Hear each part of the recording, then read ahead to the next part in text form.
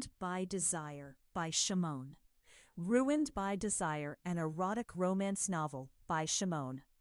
Chapter 1. The Unlikely Meeting. The man was on his knees. That was the first thing I saw. Not his face, not the cut of his coat, not whatever polished surface a man of obvious wealth typically presents to the world. I saw him crouched on the wet cobblestone of Aldgate Market, one hand braced against the ground, the other cupped carefully around something small and trembling. A bird, a common city sparrow with a broken wing, listing sideways in his palm like a boat taking water. Half of London stepped around him as though he were a puddle. He did not notice, or perhaps he simply did not care to notice. He was entirely somewhere else, his full attention given over to this small and inconsequential creature that most men of his evident station would not acknowledge existed. He was speaking to it, low. I could not hear the words from where I stood. I did not need to. I had no framework for what I was watching. I am Amara Osei. I have been in London 4 months. I came from Accra with a doctorate in architectural history and a commission to catalogue the Kensington Estate Archive, a position that required my precision and rewarded my invisibility, both of which I had spent 29 years perfecting. I know how to move through spaces without disturbing them. I know how to look without appearing to look. I am very good at being unnoticed. I noticed him. The market smelled of soaked wool and November onions, and something faintly sweet that I could never identify. Clover, maybe, or old rain on warm stone. My leather satchel was cutting into my left shoulder. I had been standing at the spice stall for 6 minutes, holding a small paper bag of dried hibiscus flowers and forgetting entirely to pay for it, because the man on the cobblestones had rewired something in my peripheral vision, and now everything else in the frame had blurred. He was black, deeply specifically so, the particular blue dark of him like ink held up to lamplight, a richness that did not flatten in shadow the way lighter skin does, but rather deepened. He wore a charcoal wool overcoat, bespoke by the seams, and even kneeling in the wet street, he held himself with a stillness that was not stillness at all, but rather the opposite. Contained force, like a sentence before its period. He lifted his head, not to look at me, to look at the sky, briefly, as if checking something. His profile was clean geometry, the strong architecture of his brow, the considered line of his jaw, the way his locks were gathered back from his face. Not carelessly, not performatively, but with the kind of easy authority of a man who has never once questioned whether he belongs to himself. 2 or 3 had escaped at his temple and caught the November light. I paid for the hibiscus. I did not look away. He stood, smoothly without the graceless negotiation most bodies require when rising from cold stone. He crossed to the edge of the market, where a wooden crate sat against the wall beneath a canvas awning, dry, sheltered, and he set the bird down in it with a deliberateness that I felt somewhere behind my sternum. He removed a cloth from his breast pocket, wiped his hand, replaced it. Then he straightened, turned, and began to walk, directly toward me, not toward me, through the market, in my general direction, the way people move in crowds, without intention. I told myself this firmly. I was simply in his path. "You're holding that bag incorrectly," he said. He had stopped, in front of me, and I understood in the suspended second before I responded that he had known I was watching him, that he had known for some time. "I'm sorry," I said. He nodded toward my satchel, the leather one that had been carving into my shoulder. "The weight distribution. You've compensated by tilting your right hip, which means by this evening you'll have lower back pain on the left side." A pause, precise and unhurried. "You've had it before. You're walking like someone already bracing against it." I stared at him. There was a specific quality to being seen, not observed, not assessed, but seen, that I did not have a name for until that moment. It feels like a sudden drop in air pressure, like the moment before a storm announces itself and the whole world goes briefly, perfectly quiet. You were watching me, I said. It was not an accusation. It came out almost like surprise. Yes, he said, unapologetically, as though watching me were a reasonable and unremarkable thing to do. I was. He was tall. I am 5'8", and he had a full head on me, which registered not as intimidation, but as something else I did not name yet. A physical fact I filed somewhere that was not my mind. His eyes were the color of dark amber, backlit, the kind of brown that holds light rather than absorbing it.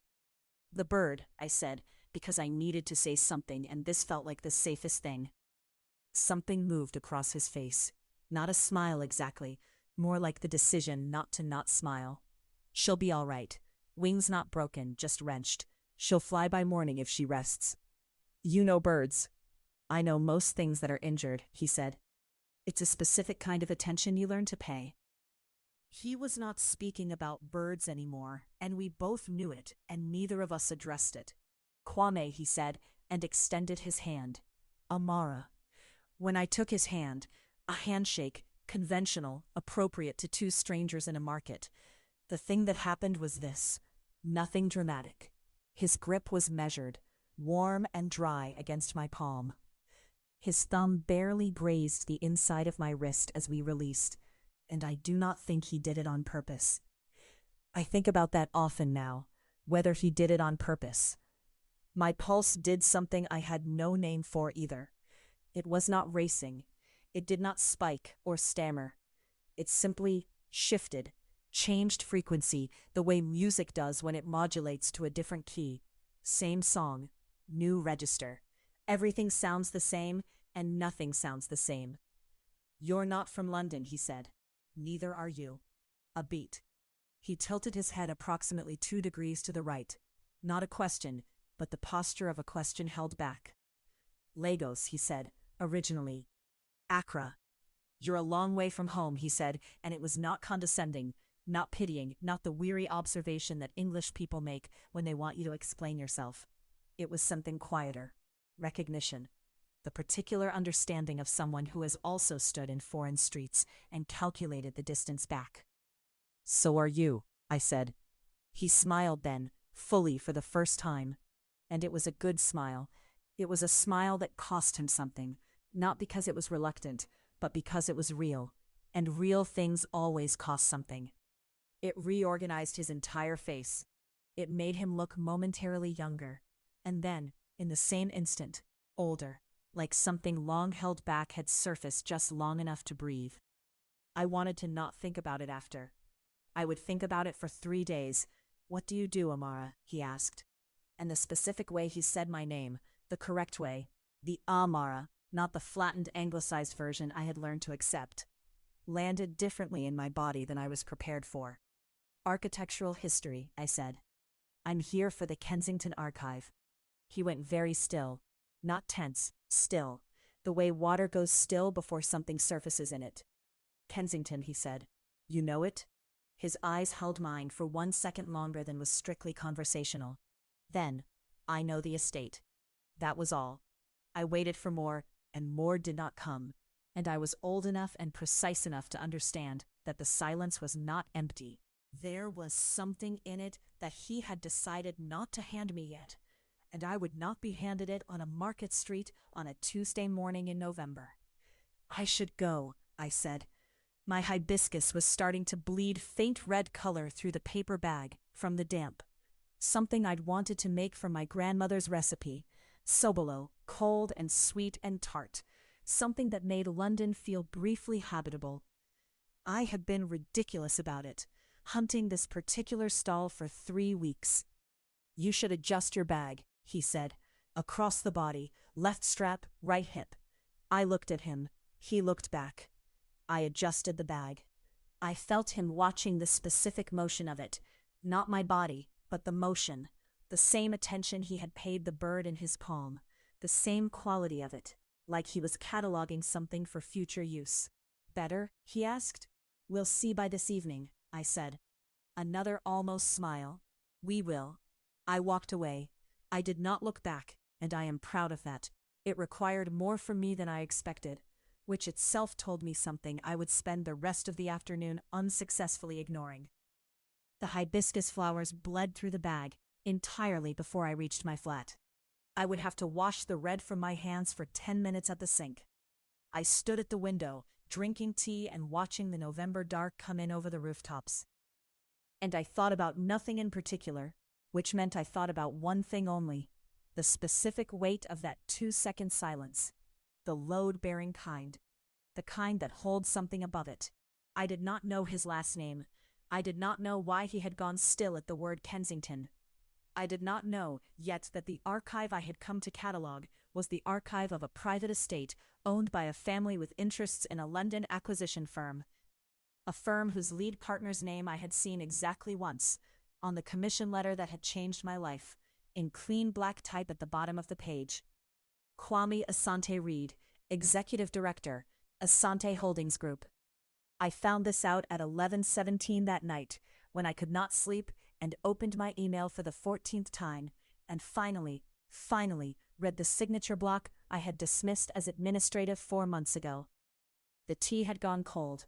I sat with the information for a long time, listening to the city, its specific London frequency, the low diesel rumble and the rain, so different from the sounds I grew up with. And yet tonight, strangely, not as far away. He had looked at me like he already knew who I was. He had said, "We will," as though seeing me again were not a possibility, but a fact already recorded somewhere he had access to and I did not. I closed the laptop. I thought about a bird in a man's palm, trembling, and the way he had held it.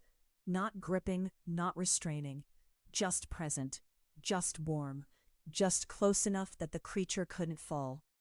I thought about how that was the most dangerous kind of holding, the kind you don't notice until you've already stopped struggling.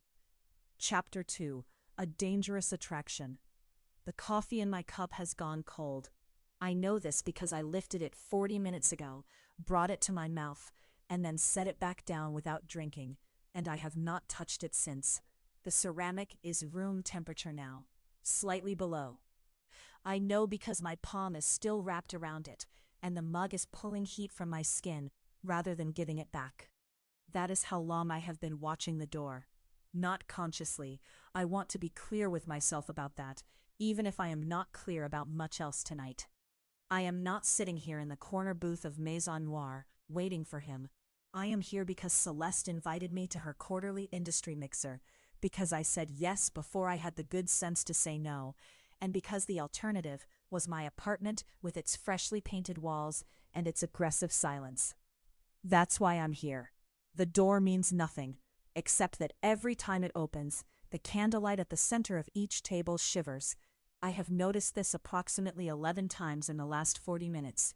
The door opens, the candles tremble. It is not him. I watch the flame steady itself.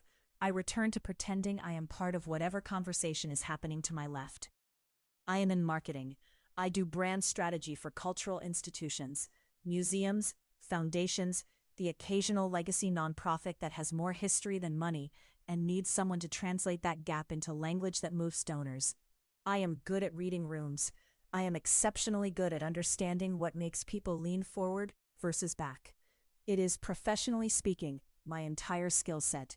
So I cannot explain why, when the door opens for the 12th time and the candles shiver, my body knows before my eyes do. The flame doesn't steady. It bends, specifically directionally toward the entrance, the way a compass needle swings north and then holds. I watch it happen. I think, that's strange. There's no draft from that direction. He is speaking to someone near the hostess stand. A man I recognize vaguely, tech sector, Celeste's world, not mine, who is laughing at something, head tilted back, comfortable in the way that men who are being charmed always look comfortable, without realizing they are being managed. The man doing the managing does not look like he is trying. That is the first thing I notice that I have no vocabulary for. He is wearing a suit the color of deep water, not blue, not gray. Somewhere between the two, where the ocean goes when the light leaves it. and it fits him the way bespoke things fit, when someone's body was the actual template, not an afterthought. His skin is deep brown, the particular warm darkness of wood that has been oiled and kept. And in the low light of Maison Noir, it catches gold at the jaw, at the back of his hands, at the high plane of his forehead. He is not beautiful in any soft sense of the word. His face is assembled from angles and certainty. There is nothing decorative about it. He says something. I cannot hear him from across the room. The man he is speaking to laughs again, differently this time, relieved rather than amused. The laugh of someone who has just been let off a hook they hadn't realized they were on. I look back down at my cold coffee. You don't know him, I think. You are doing the thing you do when you're understimulated at a party. You are creating a narrative around a stranger because it is more interesting than the actual conversation happening 2 feet to your left. This is a reasonable thought. I hold on to it. Then Celeste appears at my elbow, her hand warm on my shoulder, leaning down so her braids swing forward. You see who just walked in? No, I say. She gives me a look that means she knows I am lying and doesn't care enough to call it out. Dominic Ashford. He almost never comes to these things. She straightens, scanning the room with the casual expertise of someone who has been napping power since she learned what it looked like. He owns the Meridian Group. Real estate, but not the obvious kind. Cultural properties, historic buildings, the kind of acquisition that looks like preservation until you look at what he does with the spaces afterward. What does he do with them? Something worth looking at. She touches my shoulder once, already moving away, already drawn back into the room's current. Don't let your coffee get cold. I should leave. This is not an anxious thought. I am not anxious. I am assessing the situation with the same detached clarity I bring to any professional environment, and concluding that the correct exit strategy involves finding Celeste, saying a warm goodbye, collecting my coat, and walking the 4 blocks to the parking structure before the November cold fully commits to itself. I am in the process of this assessment when the bench seat across from me shifts under new weight, and someone says, "You've been holding that cup for 20 minutes without drinking from it." I look up. He is sitting across from me, not beside me, not pulling out the chair at the end, across, close enough that when he settles back against the leather, the space between us contracts to something specific and deliberate. He smells like cedar and something cooler underneath it, something mineral, like stone after rain. Up close, his eyes are darker than I expected. Not black, dark brown, but with a quality of depth that makes the distinction feel unimportant. 40 minutes, I say. A pause. Then, excuse me? I've been holding it for 40 minutes, not 20. Something shifts in his expression. Not a smile, a change in the architecture of it, a small rearrangement that I cannot name but register precisely between my shoulder blades. Dominic Ashford, he says, I know who you are. Then you have the advantage. He does not ask my name. He waits for it in a way that makes waiting feel like something he invented. Simone Voss. Simone. He says it the way I said it in my own head. Both syllables even, no accent on either, as though my name is a fact he is simply confirming, not performing. Confirming. What do you do, Simone? Brand strategy, cultural sector. And tonight? I look at him. I'm not following the question. What do you do tonight, at a party you're clearly not enjoying, holding a cold drink you're clearly not going to finish? He leans forward slightly, not invading, just reducing the distance by a fraction that shouldn't matter, and does. What is the strategy for tonight? I should be irritated. I am not. And the absence of irritation is itself something I note and file away. I'm here for Celeste Broward. She's a colleague. She's a connector, he says. She collects useful people and introduces them at the right moment. That's not an insult. She's exceptional at it. He pauses. Are you useful? Extremely. I believe you. Again, that quality, not flattery, not performance, assessment delivered without softening. You've been watching the room for the last 40 minutes without being watched. That's a specific skill. The back of my knees feel warm. I do not know what to do with that information. The warmth starts there and moves upward along the inside of my thighs, and I am sitting perfectly still, my hands around a cold mug, my expression composed, and the warmth keeps moving, and I think, this is not normal. This is not what happens when someone pays you a professional compliment at a networking event. I noticed you watching, I say. I know. The silence after that is not comfortable. It is not uncomfortable. It is something I don't have a word for. Taut, maybe. The specific kind of taunt that you feel right before a sound, when you know the sound is coming, and your body has already begun to brace for it, and the bracing is almost unbearable, and the sound hasn't arrived yet. The candle between us bends. There is no draft. I check. There is no reason for it to bend. Tell me what you did today, he says, before tonight. I blink. Why? Because you're the most guarded person in this room, and I want to see what happens when I ask you something specific. He tilts his head and the gold light catches the angle of his jaw. Humor me. Against everything reasonable in me, I say, I had a 9 o'clock call with a foundation in the Pacific Northwest. They're sitting on a collection of mid-century black portraiture that no one has seen in 30 years, and they can't figure out how to bring it to a new audience without it feeling like a press release. I pause. I spent 40 minutes telling them that their problem isn't marketing, it's that they're afraid of the work's power. They're managing the art instead of leading with it. He is very still. What did they say? He asks. His voice is different, quieter, but more present somehow, as though the volume dropped and the weight increased. They'll call you back in a week and tell you you're right. I know. Another silence. This one is different from the last.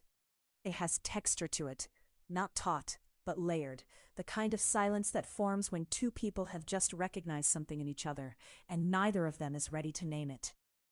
I should be noting the exit again. I am not. You said cultural properties, I say. Historic buildings. I watch his face. What do you actually do with them? I give them back. Buildings that were built by black architects, owned by black communities, lost to redlining and rezoning, and 50 years of organized disinvestment. Something in his voice has shifted, deepened. The way a note deepens when the musician stops performing it and starts meaning it. I buy them back, and I return them to the communities they came from, not as monuments, as living spaces. The warmth behind my knees has spread to my chest. I am not going to examine that. That's not what your industry profile says you do, I tell him. No, he agrees, it's not. Why? He looks at me for a long moment. The candle between us holds. Because the wrong people knowing your actual motivation is the fastest way to lose. He pauses. You understand that. It is not a question.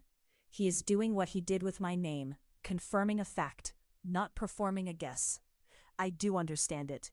I understand it in the specific way of someone who has spent years making her thinking legible, only to the people who have earned the translation. I should go, I say. Yes, he says. He doesn't move. I don't move. The candle between us throws two shadows on the wall behind him, and for a moment they overlap, and then the flame steadies and they separate. Simone. He says my name the way he said it the first time, even, grounded, both syllables landing with equal weight. Do you always leave before anything interesting happens? I pick up my cold coffee. I take a sip. It tastes like nothing, like time, like the accumulated weight of the last 40 minutes sitting in a ceramic cup. I set it back down. I don't know yet, I say, what interesting looks like. He smiles, the first full smile, and it changes everything about his face. Not by softening it, but by revealing that the severity was always a choice. That underneath the angles and the certainty, there is something warm and terrible and patient. Then stay, he says, and find out. The door opens behind him. The candle bends. This time I don't look at the door. Chapter 3, Whispers and Glances. The candles in the Ashworth ballroom burn at a temperature I feel in the back of my knees. That is where I notice it first. not in my chest, not in some romantic catalog of symptoms I have read about and privately dismissed. No, the heat starts there, behind my knees, something soft giving way in the tendons, and I have to shift my weight to my left foot to compensate, which means the silk of my gown drags half an inch across the marble floor, which means I am standing differently than I was 30 seconds ago, before he walked in.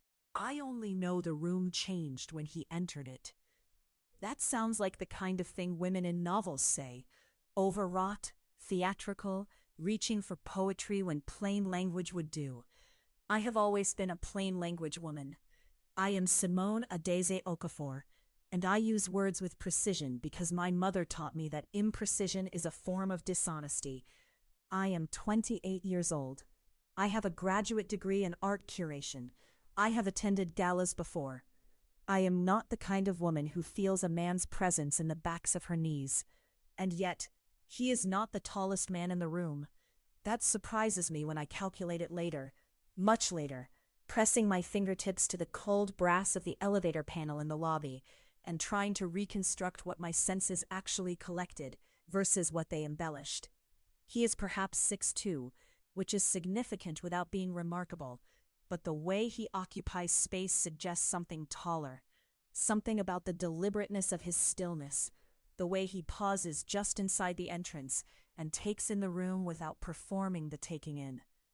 Most men at events like this one, charity benefit, old money venue, crystal and white orchids, and the soft percussion of a string quartet somewhere behind a pillar, most men arrive and immediately begin signaling. They reach for someone's hand. They scan the room for allies. They put on the face they have decided to wear for the evening. He just looks. I pull my attention back to Claudette, my colleague, who is explaining something about the provenance dispute surrounding the Delacroix on the east wall. I nod. I say, at what I believe is an appropriate interval. Claudette does not notice I have left the conversation, because Claudette has never, in the 3 years I have known her, noticed anything that was not Claudette. I do not look at him again for 11 minutes. I count them because I am that kind of woman, precise, disciplined, privately furious with myself for counting at all. When I look the second time, he is closer, not because he has moved toward me, but because the natural drift of a crowded room has redistributed us both, the way currents move objects in water without the objects choosing to move.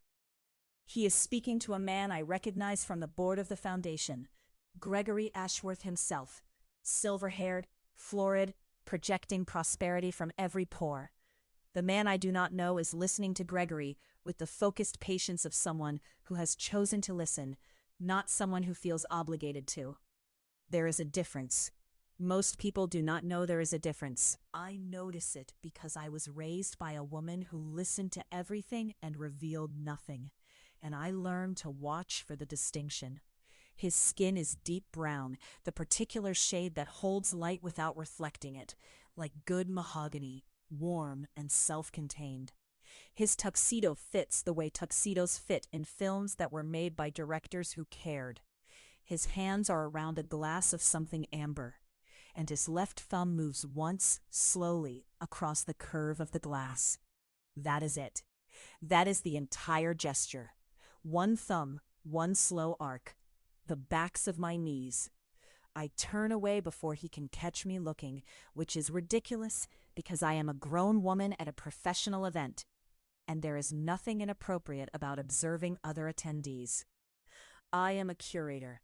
I observe for a living. I have stood for 20 minutes in front of a 16th century oil painting, analyzing the direction of a single brush stroke without embarrassment. One man's thumb on a glass should not require me to relocate myself to the far side of the room. And yet, I am already moving. The quartet is playing something I identify as Debussy, softened into occasion music, rendered harmless by the context. I take a glass of champagne from a passing tray and drink too quickly, which means I taste almost nothing, which is a waste of what is clearly an excellent vintage. And this irritates me enough to slow me down. Slow down, Simone. I stop near the Delacroix. Up close, the provenance dispute is evident in a hairline inconsistency in the lower left corner. a detail Claudette missed, which is relevant to my professional existence and completely irrelevant to what is currently happening in my autonomic nervous system. You're looking at the wrong corner. The voice arrives before I register that someone has come to stand beside me. It is not loud. It does not need to be. It lands with the precision of something aimed. I do not jump. I am proud of this. I turn, and there is approximately 18 inches of air between us, which is a socially appropriate distance, and my body catalogs this distance as insufficient. Up close, he is different than he was across the room. There are lines at the outer corners of his eyes. Not age exactly, but something more like accumulated experience, the record of years spent watching and thinking. His jaw carries a shadow of something he decided not to shave this morning, which is the single detail that does not match the rest of him, the single concession to something unresolved. His eyes are very dark, and they are on the painting. "Excuse me?" I say, and my voice is steady, which is the victory of the evening. The inconsistency. He nods toward the painting without moving his eyes to me. Everyone looks at the lower left. The restoration work is there, yes, but the original problem is upper right. The varnish didn't take evenly across that quadrant in 1887. The lower left is just where it became visible. I look at the upper right corner. He is correct. The floor of my professional certainty shifts exactly 1 degree. "You know the restoration history of this piece," I say, which is not a question. I know the collector who sold it to Ashworth in 2019 and why he was eager to move it. Now he does look at me, and I have perhaps 2 seconds before I understand that I was not prepared for this. Not for the specific quality of being seen by someone who appears to see with unusual accuracy. He needed the money, and he needed it quietly. Ashworth needed provenance, and he needed it publicly. They were useful to each other. And the provenance dispute? Something moves at the corner of his mouth. It does not become a smile. It stops just short of one, and the restraint of that stopping is more interesting than the smile would have been. Is the price they're both paying for being useful to each other? I drink my champagne slowly this time. I taste it, something with oak undertones and a faint mineral quality. French, probably northern. "I don't know you," I say. "No," he agrees, "you don't." He does not offer his name. I notice this the way I notice things that are structurally unusual. A painting hung a degree off plumb, a word used in a context that reveals a gap in education, or, more interestingly, an excess of it. "Simone Okafor," I say. "I'm here as a consultant for the foundation." "I know," he says, and then because the room we are standing in has abruptly contracted to approximately the size of this conversation. "You were looking at the painting for 3 minutes before I came over. You didn't move once. Most people look at art the way they look at their phones, waiting for it to do something. Art does do something," I say. "Most people move before it has the chance." The not quite smile again. Closer this time. "Ezra Cole," he says. The name settles into the room between us. I file it. I will search it later in the way I search things, methodically, without admitting to myself why I am doing it. "Mr. Cole," I hold out my hand because this is a professional environment, and I am a professional woman, and a handshake is an appropriate and unremarkable gesture between 2 people who have just exchanged names. His hand closes around mine, and the handshake is perfectly correct, firm, brief, appropriate in every technical dimension, and I feel the specific warmth of his palm against mine for the remainder of the evening, in a way I will not be able to explain to myself later. He releases my hand. He looks back at the painting. "The acquisition your foundation is considering for the spring exhibition," he says. "The Basquiat study."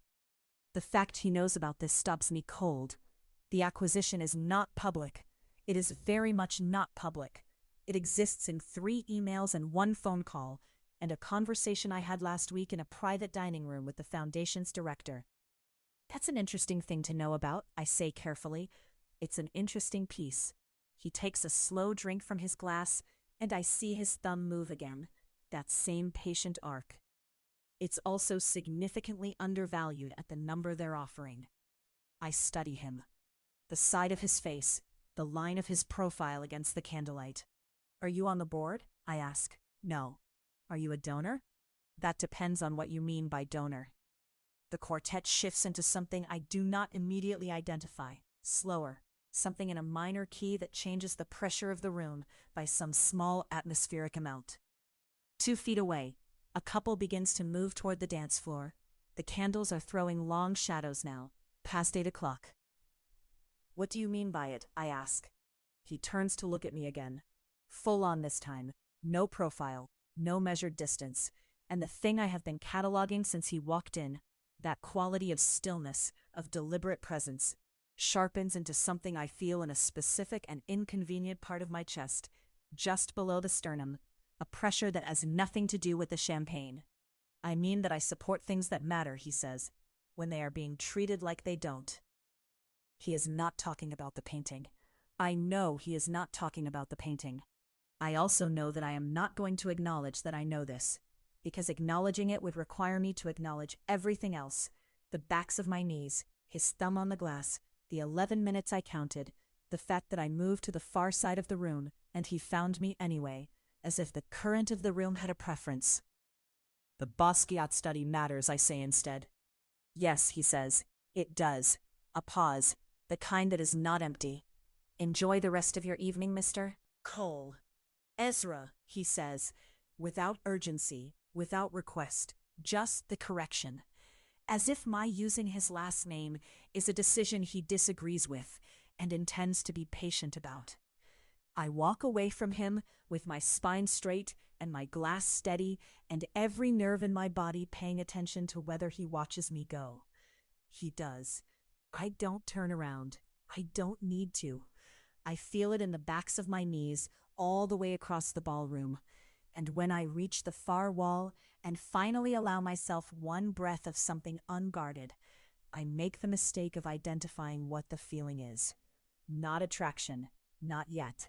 I refuse it, that word, refuse it, that power, refuse it, the right to name itself in my body before I have decided to allow it.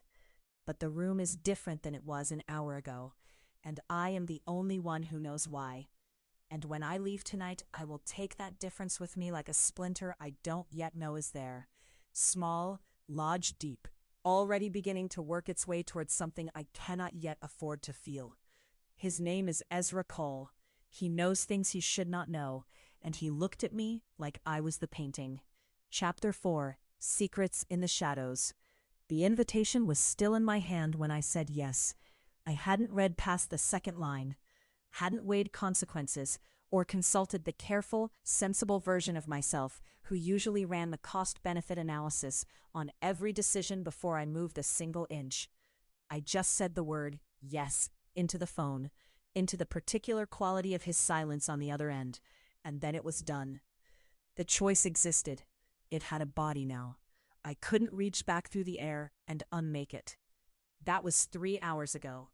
Now I was standing in the lobby of a building that didn't appear on any public directory, on the 43rd floor of a downtown tower whose elevator required a key card I had been messengered at 7 that morning, before I'd even agreed to come, which meant he'd known I would say yes before I did, and I wasn't sure yet whether that made me furious or something else entirely.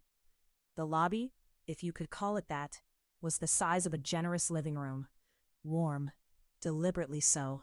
The walls were a deep matte clay, almost terracotta, but more restrained, and the lighting came from sources I couldn't locate, not above, not at eye level, just present, like the room itself was generating warmth from some internal organ. 2 low chairs, cognac leather, sat angled toward each other with a low table between them. On the table, a single glass of water, already poured, for me. He wasn't in the room yet. I knew this the same way you know when a room is empty, even before you scan it, not by absence of sound, but by absence of weight. And I knew with the same animal certainty that when he arrived, the weight would shift, the room would recalibrate around him. I set my bag on the nearer chair and did not sit down. My name is Naomi Adaze Okafor. I am 31 years old.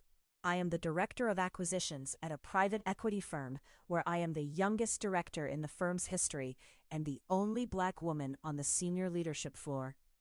I have, in the 11 years since I graduated summa cum laude from Spelman, made exactly 0 decisions that I could not justify in a boardroom until 3 hours ago.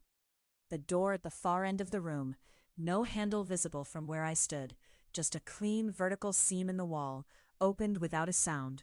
Marcus Everett Cole walked through it. I had met him twice before this, both times in the context of the Hargrove deal, both times in conference rooms full of other people, both times while I was performing the particular armor of my professional self. Both times I had catalogued him with the detached efficiency I applied to everything. Tall, somewhere in his early 40s, the specific kind of handsome that doesn't announce itself but accumulates.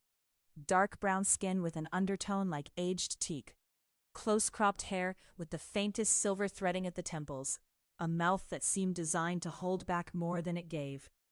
He dressed in a way that suggested he understood clothes as language. Today, no jacket, no tie, a white dress shirt with the collar open and the sleeves rolled to the forearm in a way that was either effortless or so precisely calculated it had become effortless. Either possibility bothered me. He stopped 4 feet from me and said nothing. I said nothing. The silence between us had a specific texture, not empty, not awkward, but load-bearing, like the pause in a piece of music that is doing more work than any note. After what might have been 15 seconds or 45, he moved to the other chair and sat down. Not with the deliberate theater of someone who wanted to be watched sitting, but simply as if the chair had been waiting specifically for him. It wasn't a question. Enough of it. Which part did you stop at? I held his gaze, the part that was already enough. Something moved through his expression, not quite a smile, not quite satisfaction, something more interior than either. He looked at the glass of water on the table. You haven't touched that. I don't take things from rooms before I understand the rooms. And do you understand this one? No, I said. That's why I'm still standing. He looked up at me then, fully, without any of the social courtesy that usually softens direct eye contact between two people who are technically strangers. His eyes were very dark, nearly black in this light, and they moved over my face with an attention that was neither flattering nor invasive. It was specific, like he was reading a text he intended to remember. Sit down, Naomi. 2 words, my name and a directive. And the irritating, clarifying thing that happened in the back of my knees, not weakness, more like a signal, like a circuit completing, told me something about myself that I had no immediate framework for. I sat down because I chose to. I was very clear about that. But I was also aware that I had been waiting for him to say it. I picked up the glass of water and drank. His mouth did a thing then, barely, the left corner lifted by perhaps 2 millimeters, and then it was gone. I have a question, I said. 1. You sent the key card before I confirmed. How did you know I'd come? The non-smile again. I didn't. I sent it in case you did. That's not the same as knowing. No, he agreed. It's better. And then he was quiet again. And I understood that he was very good at this, at making silence into a space that pulled you forward rather than leaving you stranded in it. I had spent 11 years learning how to command a room with words. He commanded this one without any. That was the first thing that genuinely unsettled me. The invitation mentioned an opportunity, I said. That's a word that covers a lot of ground. It does. I'd like to know what ground we're on. He leaned forward then, not aggressively, just a rebalancing of his weight, and rested his forearms on his knees.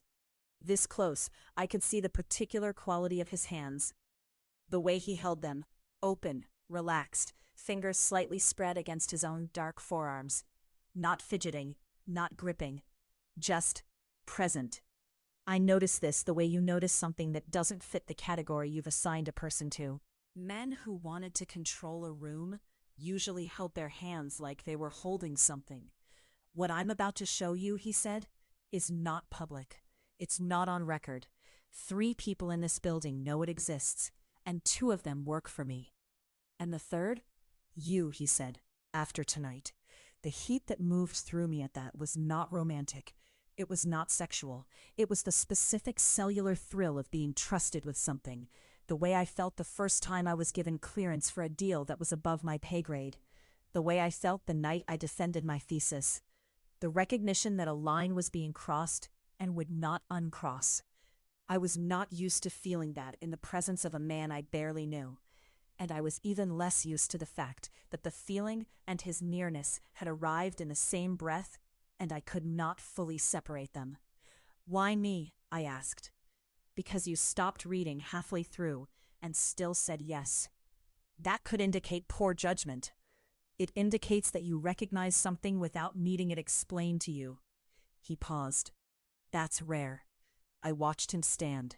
He moved to the seamless door and placed his palm flat against the wall, a panel I hadn't noticed, and the door released with a sound like a breath being let out. "Come see," he said.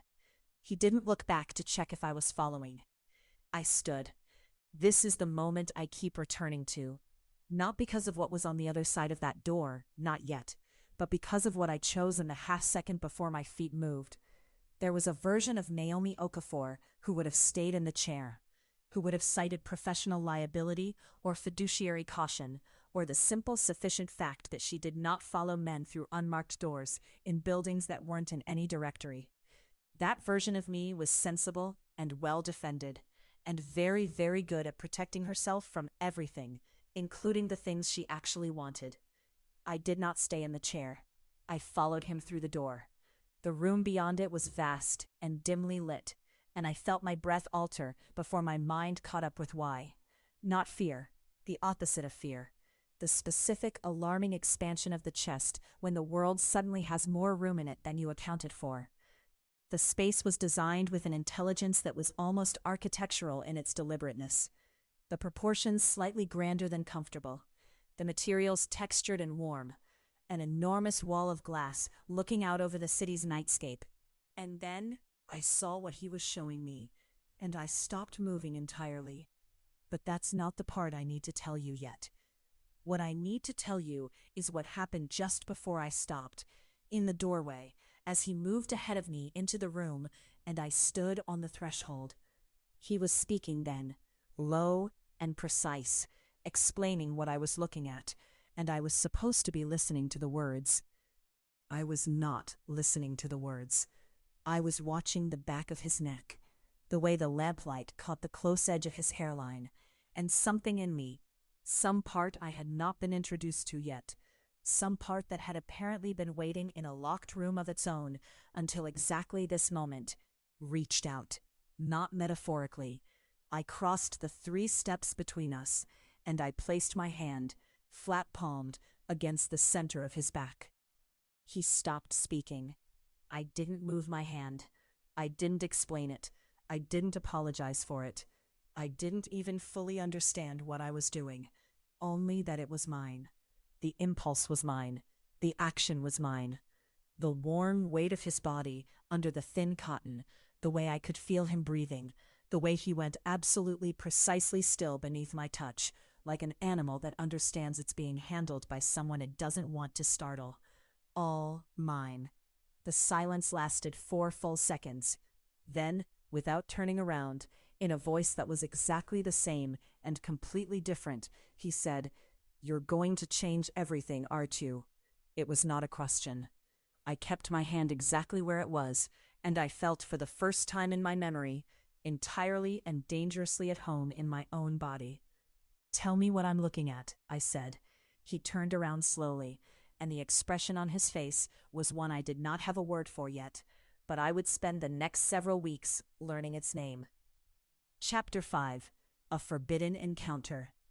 The moment I walked through that door, I knew I had done something I could not undo. Not the door itself, a heavy mahogany thing, brass-handled, set into the side of the Hargrove building, like a secret the architecture had been keeping for decades. The kind of door that looks like it belongs to someone else's life. The kind you don't open by accident. I had opened it on purpose. That was the part I couldn't unknow. My name on the guest list, my name, which meant he had put it there, which meant he had anticipated this moment before I had even decided to have it.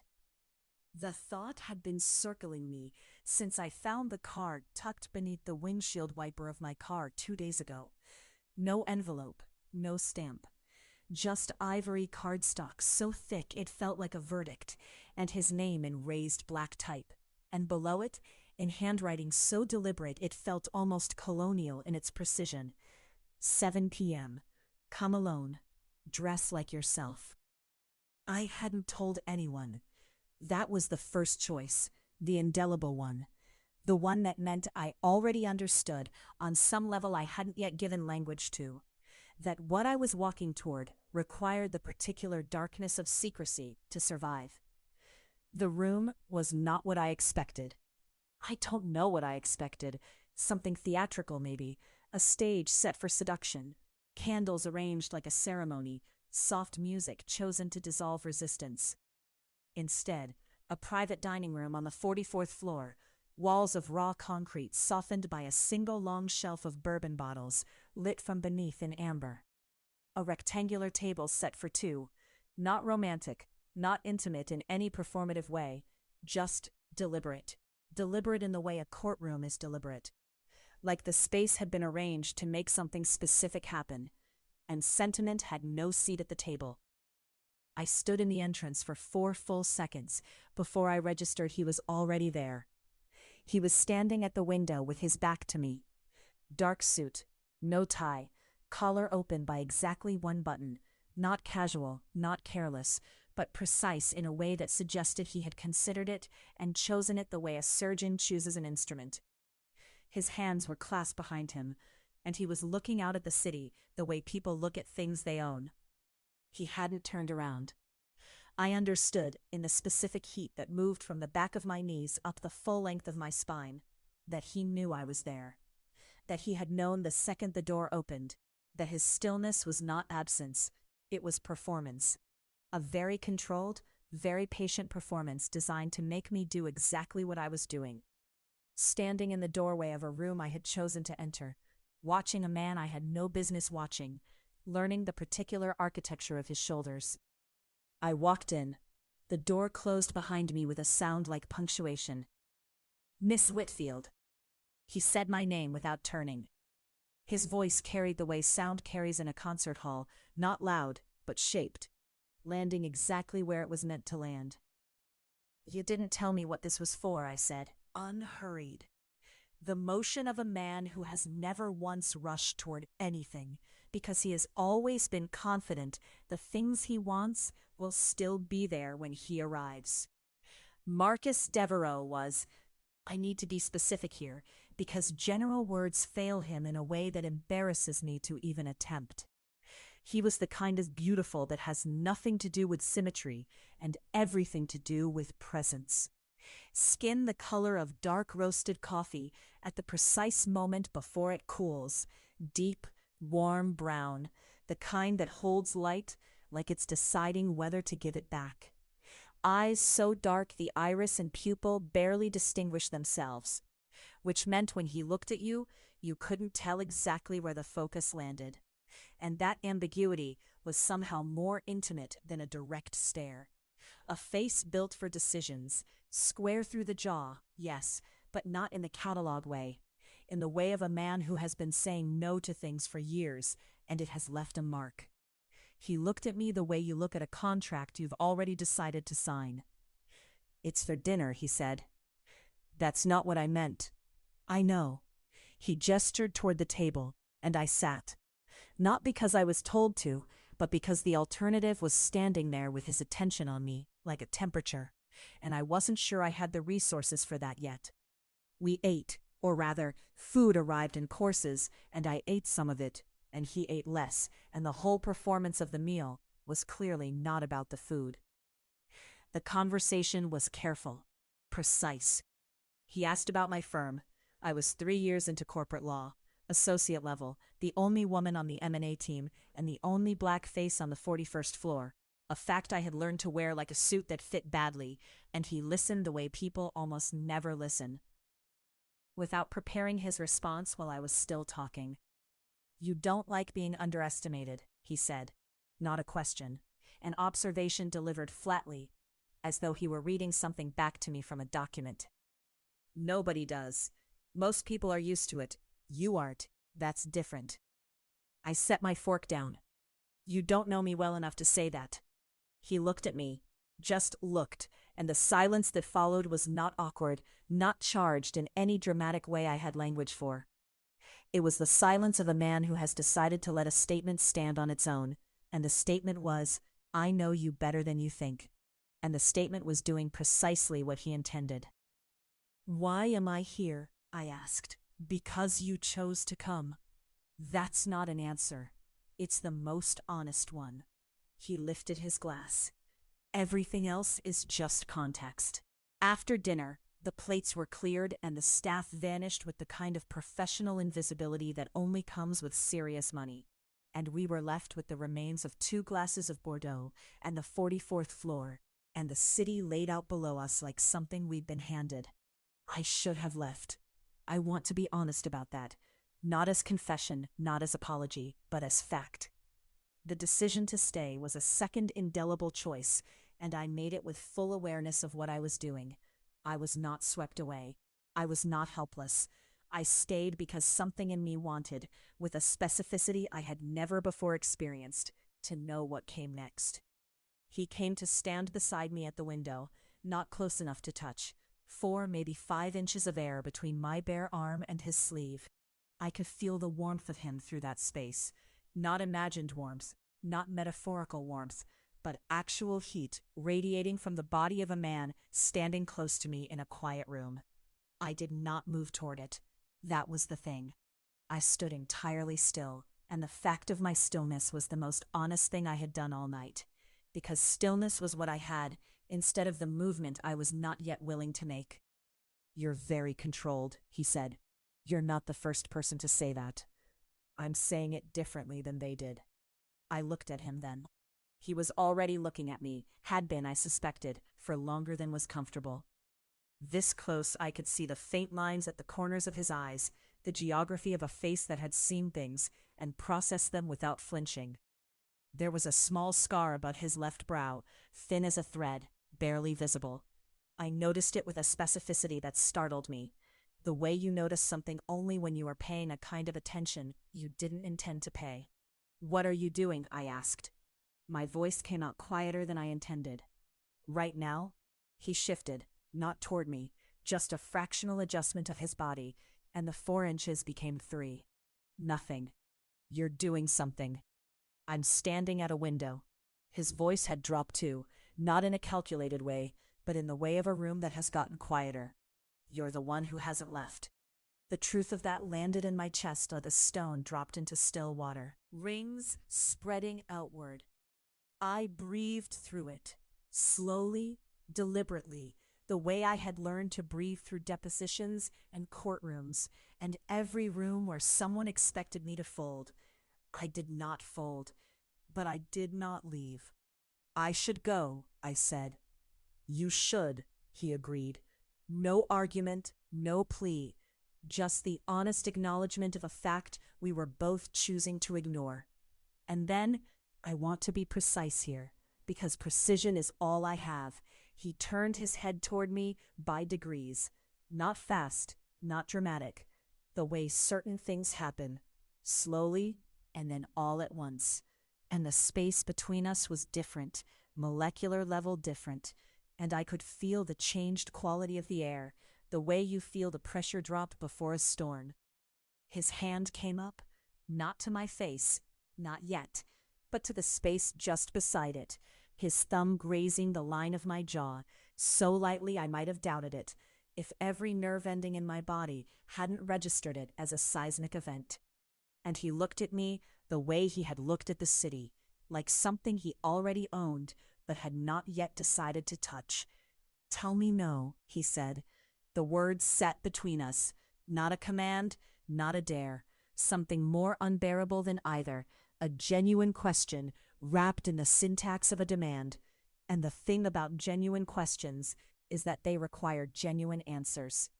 I said nothing, and the silence that followed was the third indelible choice, and it was the one that made the rest possible. And when he kissed me, it was not the kiss of a man who had won something. It was the kiss of a man who had waited for something he was certain of. His hand moving from my jaw to the base of my skull with a pressure so specific and so deliberate that I understood, in the clearest and most inconvenient moment of my adult life, that I had been waiting for someone to touch me like they meant it. Like they had read the contract and signed it already. I pulled back first. His hand fell.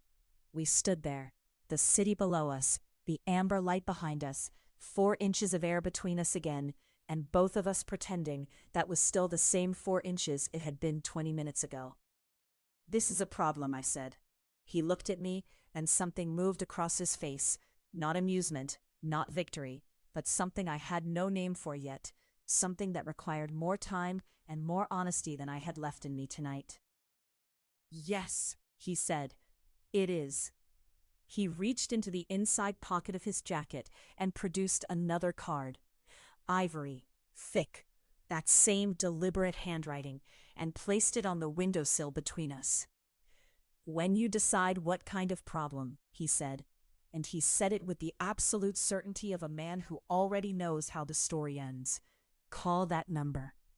I did not pick it up, but I knew, walking out through that mahogany door and into the cold 44th floor corridor, my jaw still holding the ghost heat of his thumb, like a brand I hadn't agreed to and couldn't regret. I knew exactly how long I would wait before I did. Chapter 6: The Invitation. I have been lying to myself for 6 days. Not about anything dramatic, not about my work, not about the careful architecture of my life in this city, not about the choices that brought me to Harlem at 31 with a law degree I earned in blood, and a corner office that still surprises me every morning when I unlock the door. Those lies I retired years ago. The lies I tell myself now are smaller and therefore more dangerous. The kind that live in the space between waking and sleep, when your defenses have packed up for the night and left the door unlatched. The lie is this: I am not thinking about him. 6 days since the gallery opening. 6 days since I stood in front of Eliza Graves's third piece, the one she titled Weight of Held Things, and felt someone enter the room behind me the way you feel a change in barometric pressure. Not heard, not seen. Felt. Like the room reorganized itself around a new center of gravity, and nobody told me until it was already done. I had not turned around immediately. That's the part I keep returning to. I had stayed exactly where I was, in front of that painting, the one with the woman rendered in deep umber and burnt copper, her back arched not in submission, but in the specific tension of something about to be released. And I had let him stand behind me for what must have been 40 seconds, which doesn't sound like a long time until you are the one counting. I am still counting. The envelope arrives on a Tuesday. Not an email, not a calendar invite routed through my assistant. An actual envelope, cream-colored and heavy in the way that only paper chosen deliberately is heavy. Delivered to my office at Calloway and Pierce by a man in a dark gray suit who left before I could ask his name. My name is written on the front in ink. Real ink, the kind that catches the light when you tilt it. And the handwriting is architectural, controlled. The letters have the particular quality of someone who learned cursive when cursive still meant something and chose to keep using it as an act of quiet defiance. Naomi. Just my first name. No title, no last name. As if he knew that formality between us would be a kind of dishonesty. I turn the envelope over. The seal is a deep navy wax, unembossed, no monogram, no crest. Just the impression of a thumb, slightly off-center. Intentional, I think. Everything about this feels intentional. I do not open it for 20 minutes. I set it on the corner of my desk beside the small bronze antelope my grandmother brought from Accra, the one that has moved with me through 4 apartments and 2 jobs and 1 relationship that I do not think about with any regularity. And I pretend to read the Hargrove deposition, while the envelope sits in my peripheral vision with the patience of something that knows it's already won. When I finally open it, the note inside is brief. There is an event this Saturday, 10 o'clock. I think you should come. I think you know you want to. The address is below.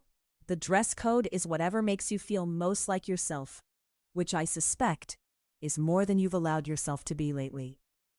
M. That is all.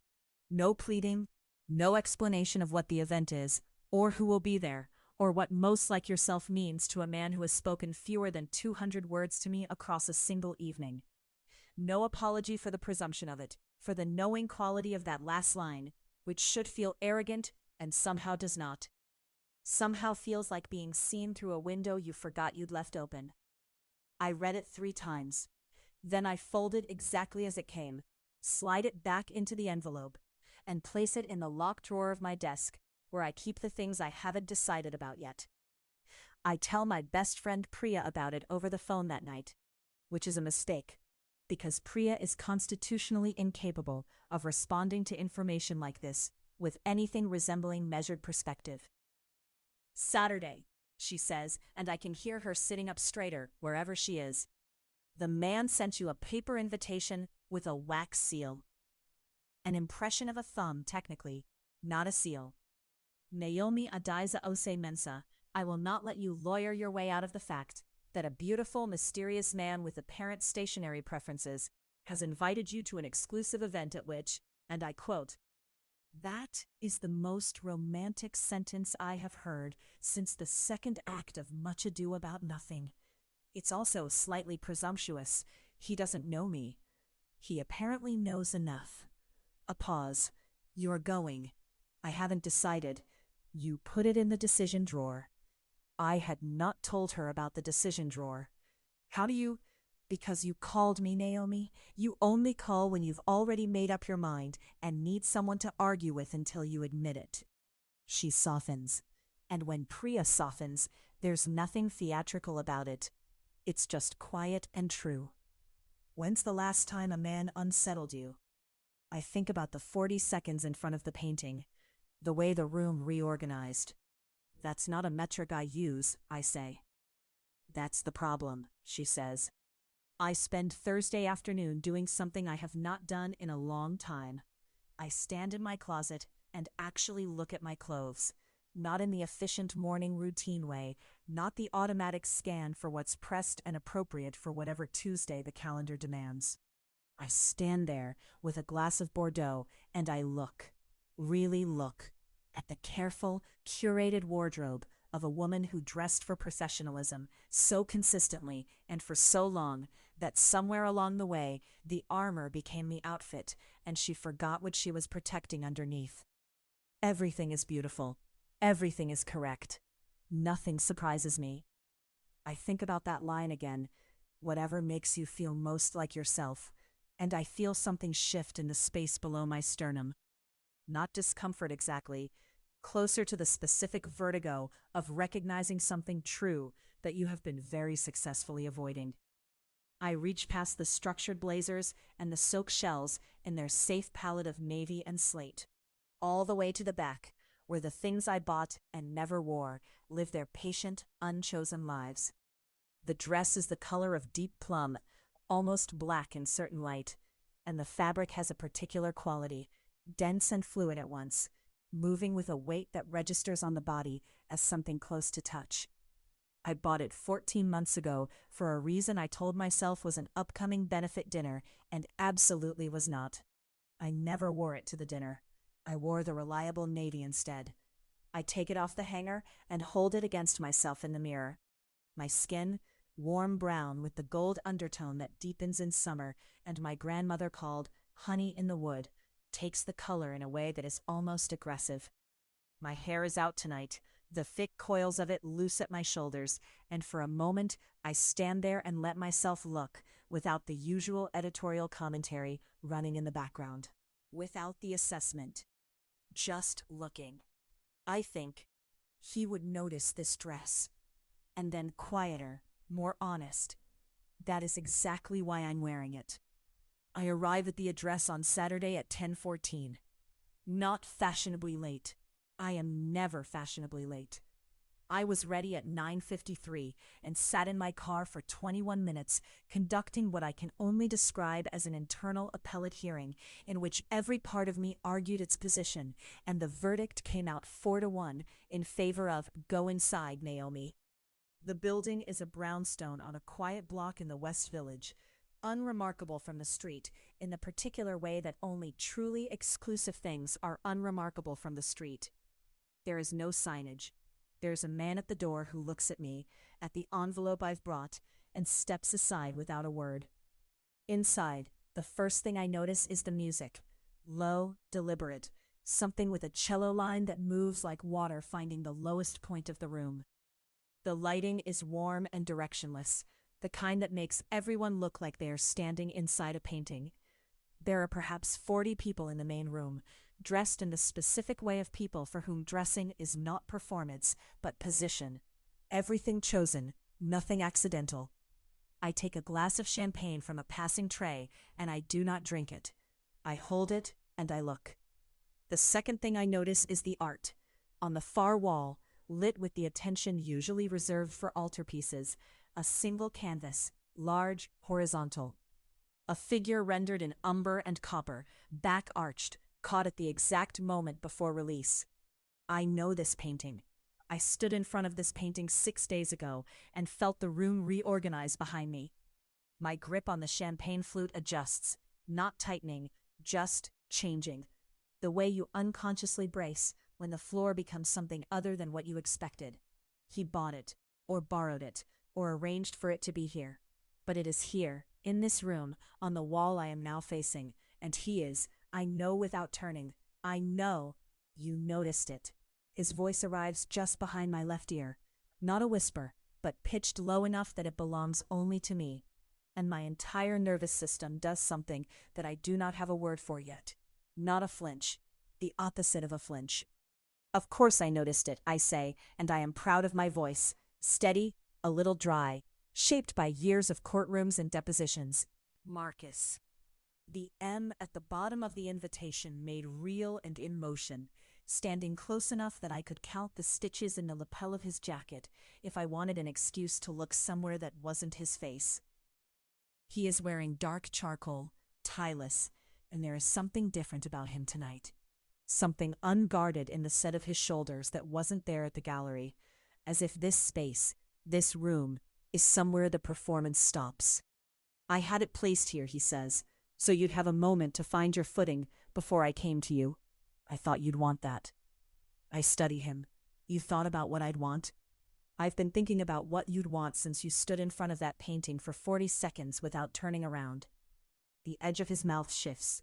Not quite a smile, something more precise than a smile. You knew I was there. Yes, and you didn't turn. No, tell me why. The champagne flute is cool against my palm. The cello line turns under us, like something moving in deep water. I look at him, at the specific darkness of his eyes, the contained quality of him that I am beginning to understand is not coldness, but held power, the kind that costs something to maintain. And I tell him the truth, because this room, this painting, this version of him without the performance, feels like a place where lying would be a waste of both our time. Because I wasn't ready, I say, and I wanted to be ready when I looked at you. The silence that follows lasts 3 seconds at most. It feels like it rearranges something permanent. Naomi, he says, and the way he says it, the specific weight he gives the second syllable, makes me understand with the sudden clarity of a key turning in a long-locked door that whatever I thought tonight was going to be, I was not even close. And the woman I was when I arrived 14 minutes ago is already, quietly, irrevocably, becoming someone else. He extends his hand, not to shake, just to offer. An open question. Come, he says. There's something I want to show you, and then something I want to ask you, in that order. My fingers meet his palm. The room, again, reorganizes. I didn't turn around immediately. I made him wait exactly 4 seconds, because something told me that men like this one, whoever he was, were accustomed to the world spinning in the direction they pointed.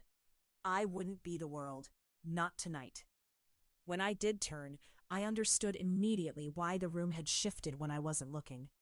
That was the only way I could account for it. The air pressure had changed. The low thrum of the string quartet had somehow dropped a register, and the candlelight in the Whitmore Gallery's grand salon seemed to have migrated quietly toward one man standing 6 feet from me in a black tuxedo that had no business fitting a human body that well. He was watching me with the patience of someone who had already decided how this ended. I had not decided anything. I was barely capable of deciding what to do with the champagne flute in my hand. "The dress is ivory," I said. "Ivory is a neutral. Ivory is an apology." His eyes moved, not quickly, not rudely, but with the deliberate focus of someone reading a document they intend to memorize. "You should be wearing something that makes the room feel guilty for looking. My name is Simone Adair. I am 31 years old. I have a master's degree in curatorial studies. I have managed the acquisition portfolio for 3 of the most prestigious private collections on the East Coast. And I have stood in rooms full of powerful people my entire professional life, without once losing the thread of my own composure." I lost it. Not completely, but I felt it go slack somewhere between his first word and his last, and the sensation was specific enough to name. It was like missing a step in the dark. "I wasn't trying to make the room feel anything," I said. "That," he replied, "is the problem." His name was Marcus Devereaux.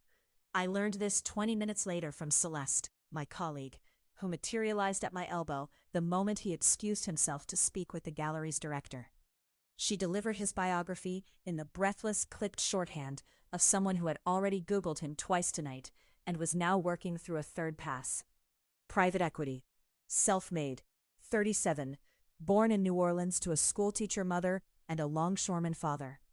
Had turned a $40,000 inheritance into a portfolio that made grown men sit up straighter when he walked into rooms, which evidently he did often, and with the kind of physical authority that wealth hadn't given him and couldn't explain. "He's been looking at you," Celeste said, her champagne glass suspended halfway to her mouth.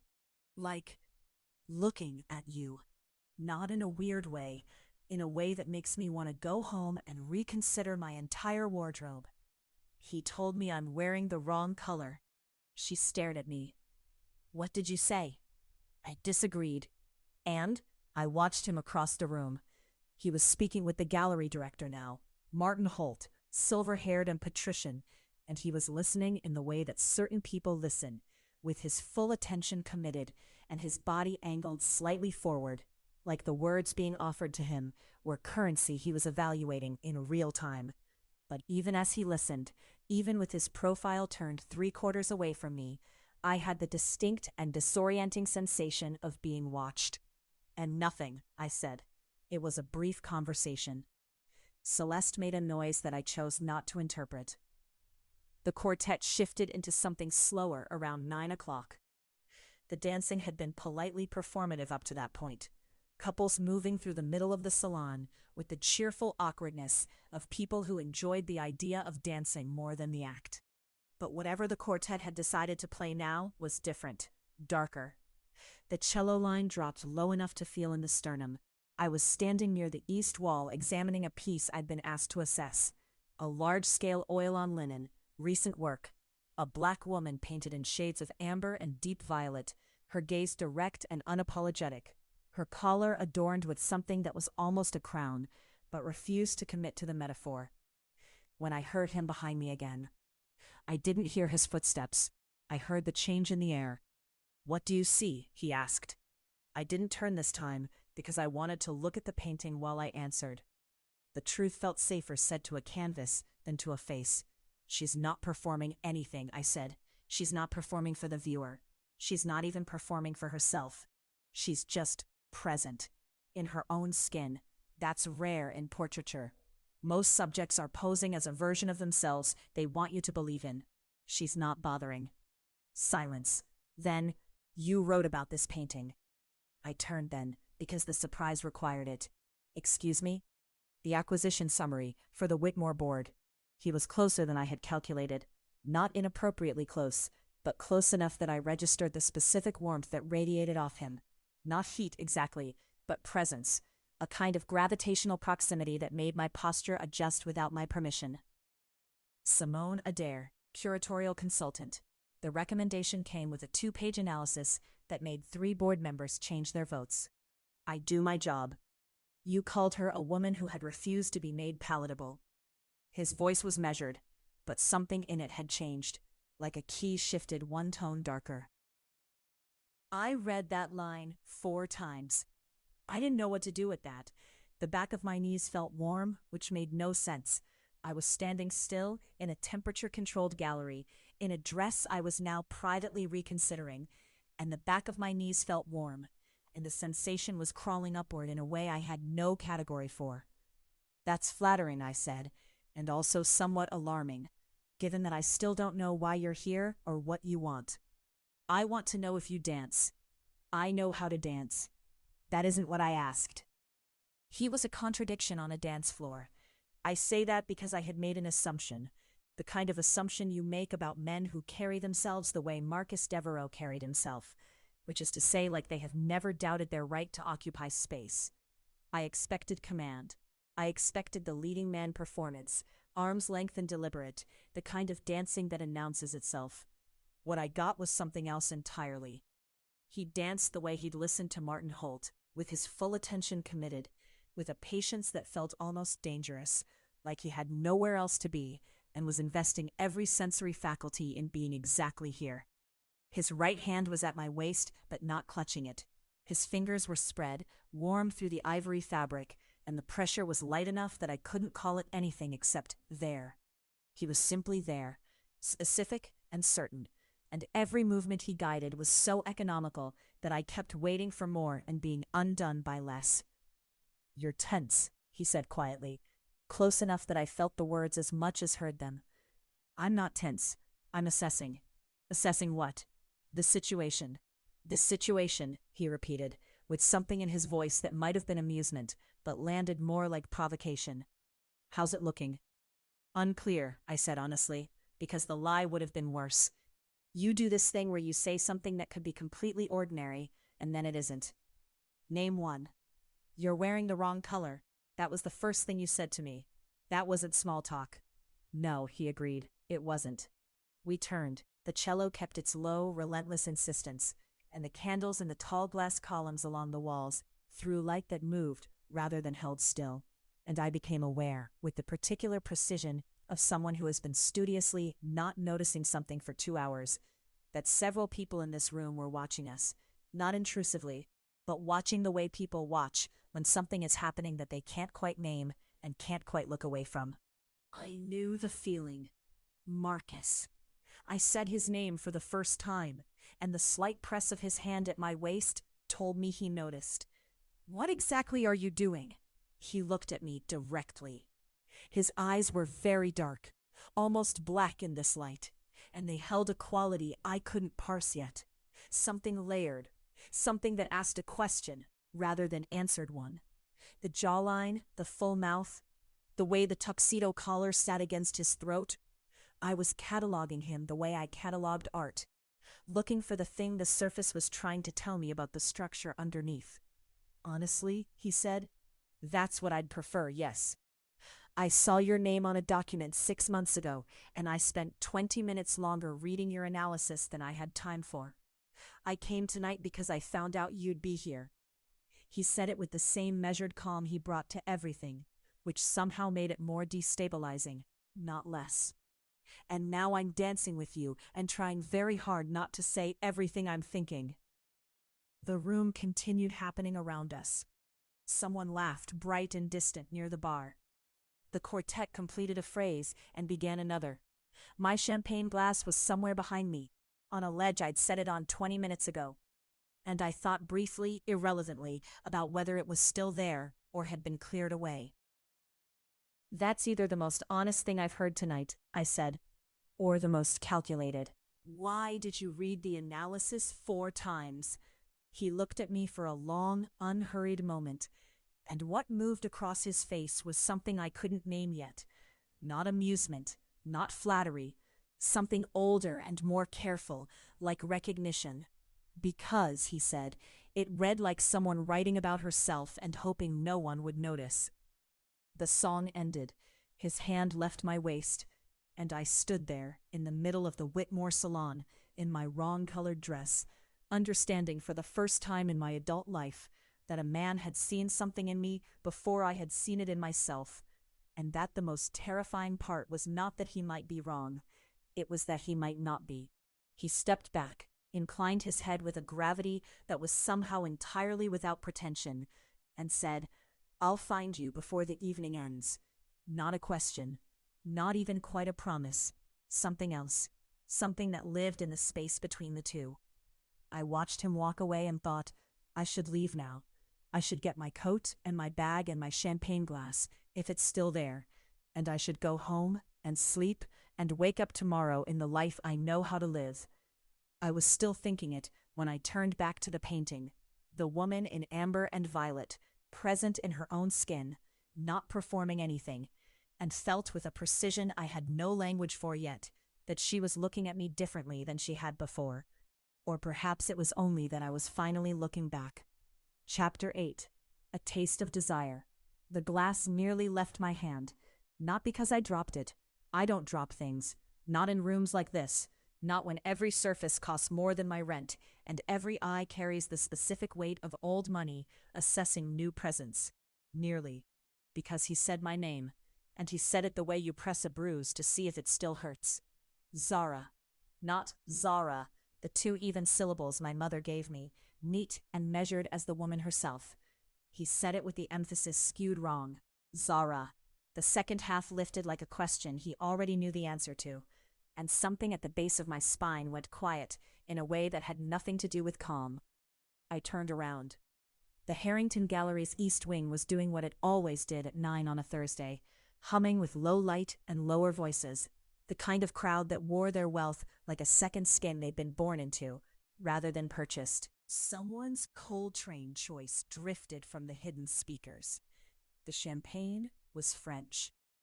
The art on the walls was the sort that made you feel vaguely inadequate for not immediately understanding it. He stood 6 feet from me, maybe 7. The distance felt wrong in both directions. Dominic Ashford. I had been in the same building as this man 4 times in the last 3 weeks, and never, not once, had I been able to decide what he looked like. Not because he was difficult to see. He was not a man you failed to see. He was the kind of tall that rearranged the geometry of a room. His skin was a deep settled brown, the color of good bourbon held up to firelight. And his face was the sort of face that looked like it had been considered, rather than constructed. Broad forehead, strong jaw, eyes that held some interior calculation you couldn't quite read. He wore a suit the color of midnight, and he wore it the way men in portraits wore armor, like he'd been dressed for a purpose. The problem was he was never the same man twice. The first time I'd seen him, he'd been laughing at something, and the laugh had been startling, open, almost boyish. The second time he'd been arguing with someone in clipped surgical sentences that left no room for rebuttal. The third time he'd held a door for an elderly woman for an unnecessary amount of time and said something that made her put her hand on his arm like he was her grandson. I had no container for him, and that I was beginning to understand was the problem. "You've been avoiding this side of the room," he said. It wasn't an accusation, it was a statement delivered with the mild authority of someone who'd been watching long enough to draw conclusions. "I've been looking at the work," I said. "The Okafor piece is on this side." "The Okafor piece is behind you." He was right. I didn't turn to verify it. "I know where it is," I said. "But you weren't looking at it." A pause, unhurried. "You were watching the room." The thing about Dominic Ashford that I had not yet named, because naming it felt like giving it permission to be real, was that his attention had weight. Physical weight. When he looked at you, you felt it the way you felt a hand placed flat between your shoulder blades. Not pushing, just present, just there. I had never in my life been this aware of someone looking at me. "Force of habit," I said. "Occupational thing. You're a curator, not a security guard. Curators have to read rooms. And what does this room tell you?" Not closing the distance exactly, but adjusting it, recalibrating it to something neither of us had agreed on yet. The champagne in my glass had gone warm. I hadn't taken a sip in 15 minutes. It tells me everyone here is pretending to care about the art, I said. What they actually care about is whether anyone notices them caring about it. Something shifted in his expression. Not a smile, something before a smile, the muscular preparation of one. Except you, he said. I actually care about the art. Is that why you've spent the last 12 minutes standing in front of the only unlit piece in the room? I looked, involuntarily, at the wall to my left. He was right. The track lighting had been cut above a small canvas, an oversight by the installation crew, something I'd noticed and filed and meant to address. The piece in shadow was a small Bancoal ink study, brutal and quiet, a figure with its back turned. It shows better without the light, I said, the way the ambient bounce hits it. Zara. Again, Zara. The wrong emphasis and again the hush at the base of my spine. What? I said, and my voice came out less steady than I'd engineered it to be. Stop explaining yourself. The audacity of that sentence. I held it in my mind for a full second, feeling the edges of it, deciding how offended to be. The answer should have been, very. He didn't know me. We had exchanged perhaps 40 sentences across 4 encounters, and most of them had been professional, navigating the acquisition he'd approached the gallery about, the Asante collection he wanted evaluated. But the sentence had not felt like an attack. It had felt like something else. Like he'd removed a thing I'd been holding for so long, I'd stopped noticing the weight of it. I wasn't explaining myself, I said. You were. You do it every time. He tilted his head just slightly. Every time you say something true, you follow it with a justification. As if the truth needs a chaperone. The back of my knees went warm. Not hot. Warm. The specific low heat of something beginning rather than burning.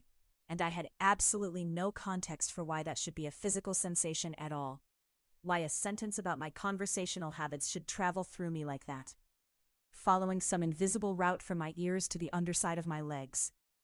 That's a very confident read, I said, for someone who barely knows me.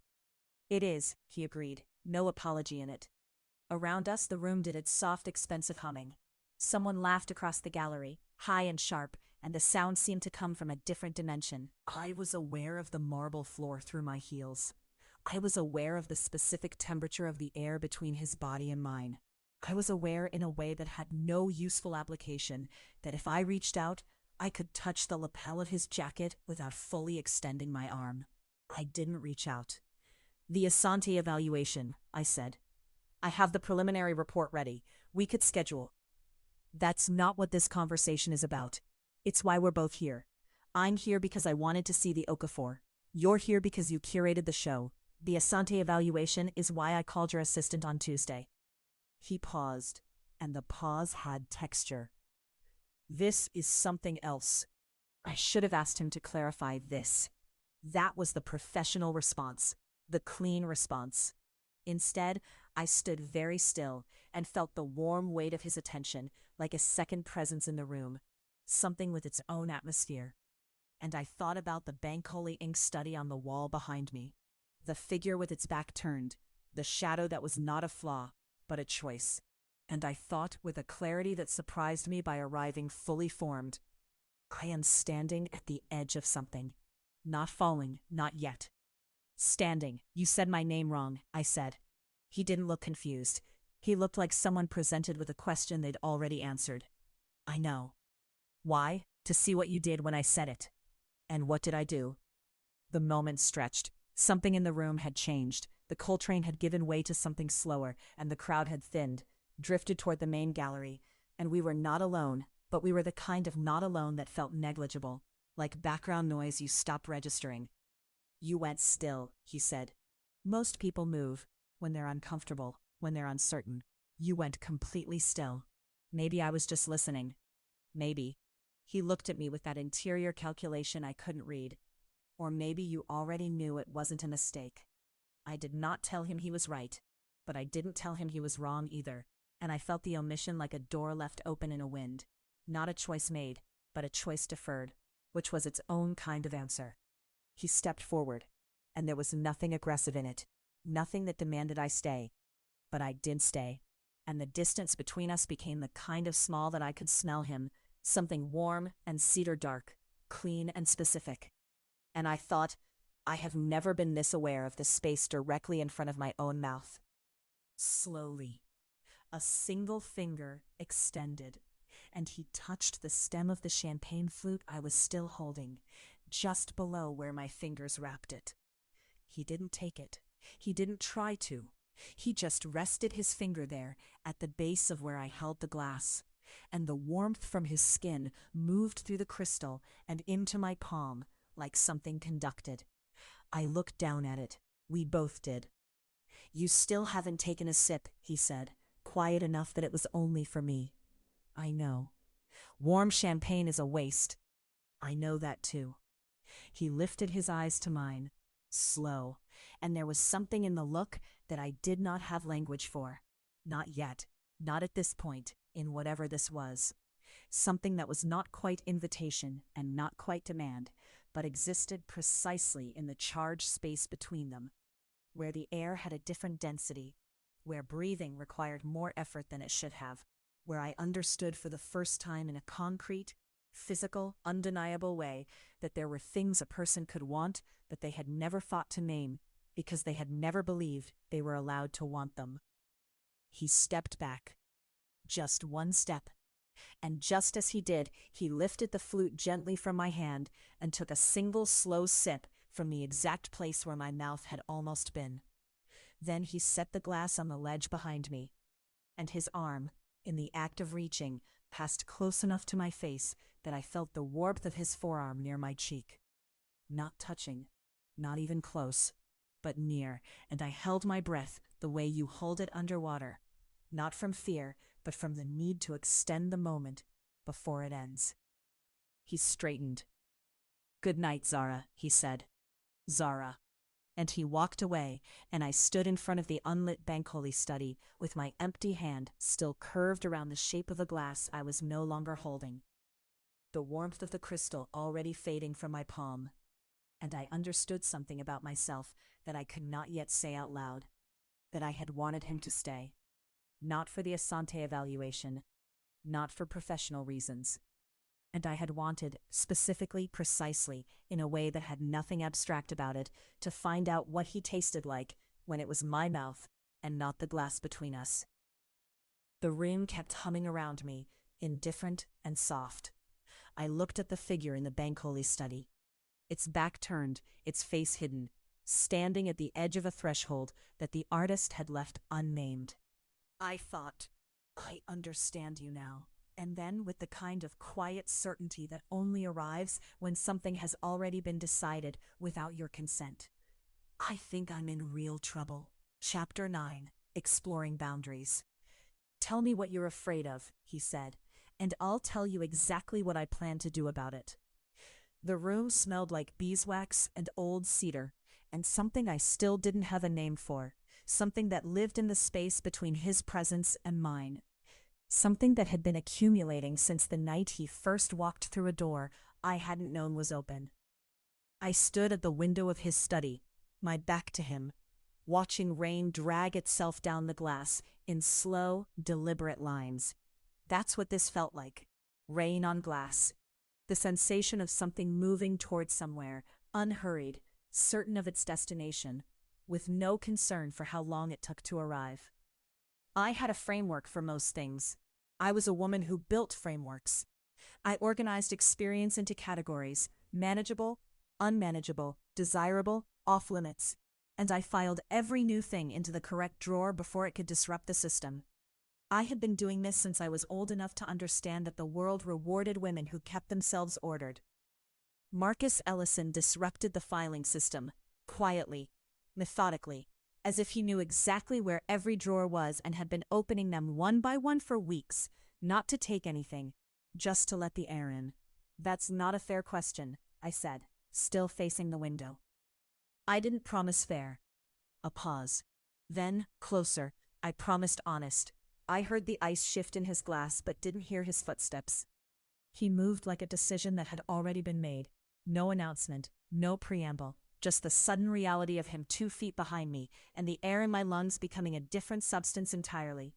He was a contradiction that I kept trying to resolve and couldn't. 3 nights ago, he had met me at the door of a charity gala with a single gardenia. Not roses, not orchids, a gardenia, because he had paid attention when I mentioned once, offhandedly, that roses smelled like obligation. And he had placed it in my hand with the care of someone returning something precious that had been borrowed. Then 30 minutes later, in the coat room, he had looked at me across the crowded threshold with eyes so direct and unhurried, they felt less like a look and more like a claim being staked in silence. And I had understood something without words. That the gardenia and the look were the same man. That the tenderness and the certainty were not opposites in him, and that I was in some very specific kind of trouble. "I'm afraid," I said carefully, "of wanting something and not knowing its name." The rain kept moving down the glass, slow, certain. "That's the most honest thing you've said to me in 9 days," he said. "You've been counting?" "I've been paying attention. There's a difference." I turned then, because I needed to see his face when I asked the next thing. That was important to me, reading faces, reading the small muscular truths that people didn't know they were broadcasting. Marcus was harder to read than most. His face was composed in the way that only comes from decades of genuine self-possession, not performance. Deep brown skin that caught the low lamplight like burnished mahogany, sharp brows that carried their own vocabulary, a mouth that seemed perpetually on the edge of a precision I hadn't yet earned. He was wearing a charcoal shirt, no tie, sleeves folded back, and the casualness of it against the formality of everything else about him was its own kind of disorientation. "What is it you think I'm afraid of, specifically?" I asked. He set his glass down on the edge of his desk. He didn't look away from me. "You're afraid," he said, "that if you let yourself want this, whatever this turns out to be, you'll discover that you wanted it all along, and that will mean something about the life you built before I walked into it." The rain, still moving, still certain. My throat did something complicated, not a flutter, nothing so gentle. More like a structural adjustment, the way a building settles after the ground beneath it shifts. "And what exactly," I said, keeping my voice level, "do you think this turns out to be?" He crossed the room in 4 steps that felt like one. He stopped close enough that I would have had to be deliberate to avoid touching him, and I did not move away, which was its own answer to its own question. "Something you choose," he said, "entirely, or not at all." He had a length of black ribbon on the desk. I had noticed it when I came in, and filed it under decorative probably, the way I filed things I didn't have immediate categories for. Now he picked it up and held it loosely between 2 fingers, and I understood that I had categorized it incorrectly. "May I show you something?" he asked. 3 words, "May I show you?" The courtesy of it was disarming in a way that more aggressive overtures never could have been, because it placed the decision squarely in my hands, without apology or manipulation. And my hands, I was learning, were not as steady as I'd always assumed. "Show me what?" "How much you can feel when you agree to feel less of everything else." I looked at the ribbon. Black satin, maybe 18 inches, simple, unassuming. The rain on the glass kept its slow, particular time. "My wrists?" I asked. "No," he shook his head once. "Not tonight. Tonight is just your eyes." I stood very still and let that land. Let it move through me the way the rain moved. Not rushing, just going. Following whatever gravity had arranged for it. "You want to blindfold me. I want to ask permission to blindfold you." He turned the ribbon once in his hand. "And then I want to spend the next hour reminding every single part of you that you're alive. And I want to do it without you being able to predict a single thing I'm about to do." He paused. "You'll be entirely in charge of when it ends. You say a word, any word, and it ends immediately and completely. And we have dinner and I never raise this again. That is not a negotiation. That's the foundation." The foundation. He had used that word on purpose. I knew he had, because his word choices were never accidental. In 9 days I had learned that much. Had learned that he spoke the way a surgeon operated, with total intentionality and without waste. I thought about my frameworks, my drawers, the careful filing system I had built to manage a life that I had always told myself was chosen rather than constructed out of caution. "All right," I said. When he tied the ribbon, his fingers moved with a patience that felt almost ceremonial. Not slow because he was uncertain, slow because he was deliberate. And deliberateness, I was discovering, was its own form of reverence. He checked twice that it wasn't tight. He did not ask me if I was sure, because he had already received my answer and he respected it. And the world became texture and temperature and sound and smell, the beeswax, the cedar, the particular specific weight of his attention, which was something I could feel on my skin the same way I could feel the ambient warmth of the fireplace. Diffuse, ambient, undeniable. I had noticed it before and not known what to call it. Now, with sight removed, it was all I could feel. And what I felt was this. Being watched by Marcus Ellison was not passive experience. It was a physical event. It had mass. It moved through you. He said nothing for what felt like a very long time. Then his voice came from my left, closer than expected. "What do you hear?" "Rain." My own voice surprised me. Lower, less managed. "The fire. You're breathing." What does my breathing sound like? I considered it. "Controlled," I said. "Like you're managing something." A sound that was almost a laugh. Almost. "Good." Then his hand, just his hand, open, warm, placed flat against the middle of my back, between my shoulder blades. And I was not prepared for what that did. No stroke, no movement, just there, just the specific heat of his palm through the silk of my blouse, and my entire nervous system reorganized itself around that single point of contact, like iron filings around a magnet. "Don't move," he said. And it was not a command in the way I had always imagined commands, harsh, diminishing, designed to reduce. It was a command the way gravity was a command, impersonal, absolute, rooted in a physical law that had nothing to do with ego and everything to do with what happened when things fell toward each other. I didn't move. He left his hand there for 30 seconds, maybe 40, just heat, just certainty, and I stood in it and felt something unfurl in the center of my chest that had nothing to do with submission and everything to do with relief, the specific structural relief of finally stopping the effort of holding something back that had been pressing against the inside of me for 9 days. Then the hand moved, slowly, deliberately, down to the small of my back, and the trail it left behind held warmth like sunlight on stone, radiating long after the source had passed. And I understood, for the first time, clearly and without the interference of my frameworks, that power reclaimed did not look like what I had always imagined. It did not look like armor. It did not look like distance or composure or careful management of reaction. Power reclaimed looked like this, standing in the dark of a ribbon with both feet on the floor and choosing, with full knowledge, to feel every single thing. His mouth came to rest just below my ear. Not a kiss, just his lips resting there, breathing. And his voice, when it came, was so quiet it existed only inside me. "Where are you afraid?" The question stripped something. I felt it go. "Here," I said, and pressed my own hand to my sternum. His hand covered mine. The rain moved down the glass, certain, unhurried, arriving exactly where it had always been going.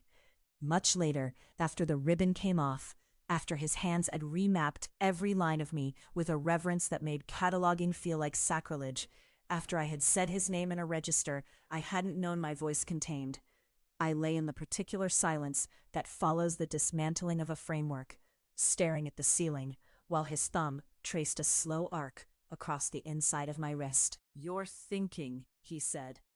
"I'm always thinking." "What are you thinking about now?" I turned to look at him. The lamplight was low. His face was open in a way it rarely was, which meant he was letting me see something, which meant he trusted me with the sight of it, which was its own category of intimacy and one I hadn't prepared for at all. I'm thinking, I said slowly, that I've been afraid of the wrong things.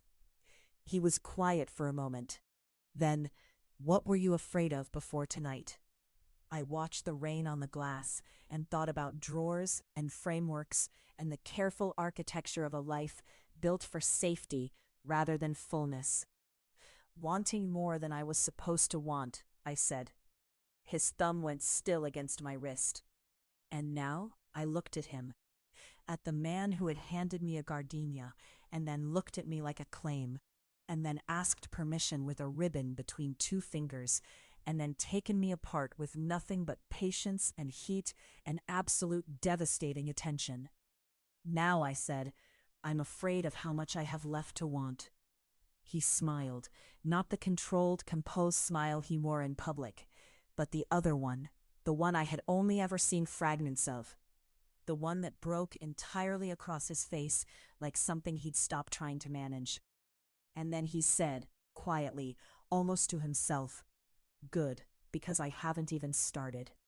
Chapter 10. Power Play and Consent. The file folder hits the conference table between us like a verdict. Page 47, I say. Read it. I'm already standing when Marcus Ashford looks up from the contract, and I have approximately 3 seconds before my composure does something I will not be able to explain to myself later. The light in this room is doing something criminal. Late afternoon gold cutting through the floor-to-ceiling windows of his offices on the 42nd floor, catching the planes of his face at an angle that makes me want to look away and physically cannot. I do not look away. That would be losing. I've read it, he says. Then you know that clause voids the entire arbitration agreement if either party... Nadia. Just that.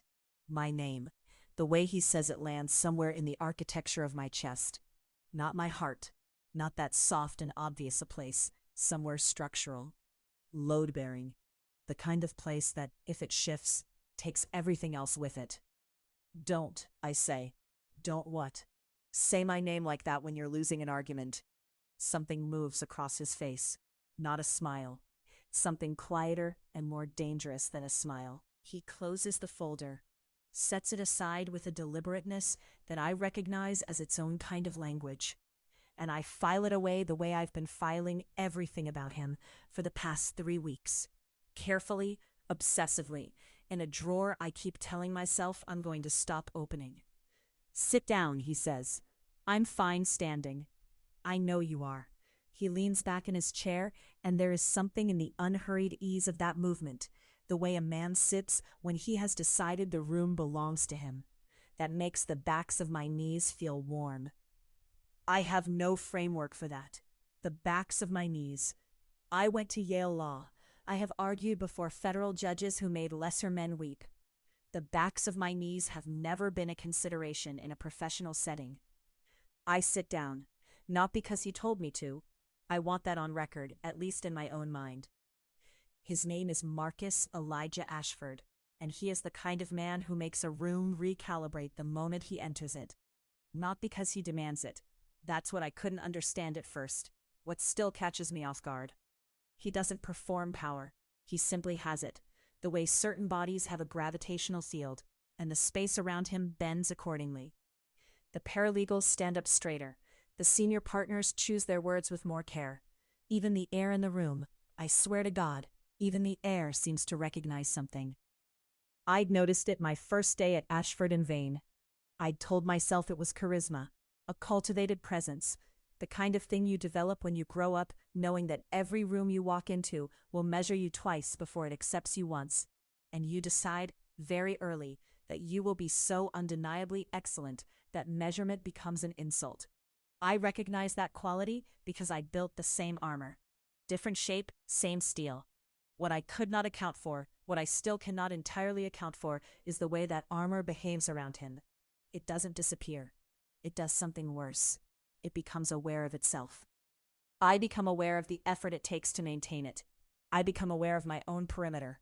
Page 47 is a problem, he says now, and his voice has shifted back into the register I recognize as work. Precise, cool, authoritative. But it's not the problem you think it is. Enlighten me. He does. For 17 minutes, he takes apart my argument and rebuilds it into something better than what I brought. And I watch him do it with the sick, exhilarating feeling of being outplayed by someone who is not gloating about it. He is not condescending. I'm performing intelligence for my benefit.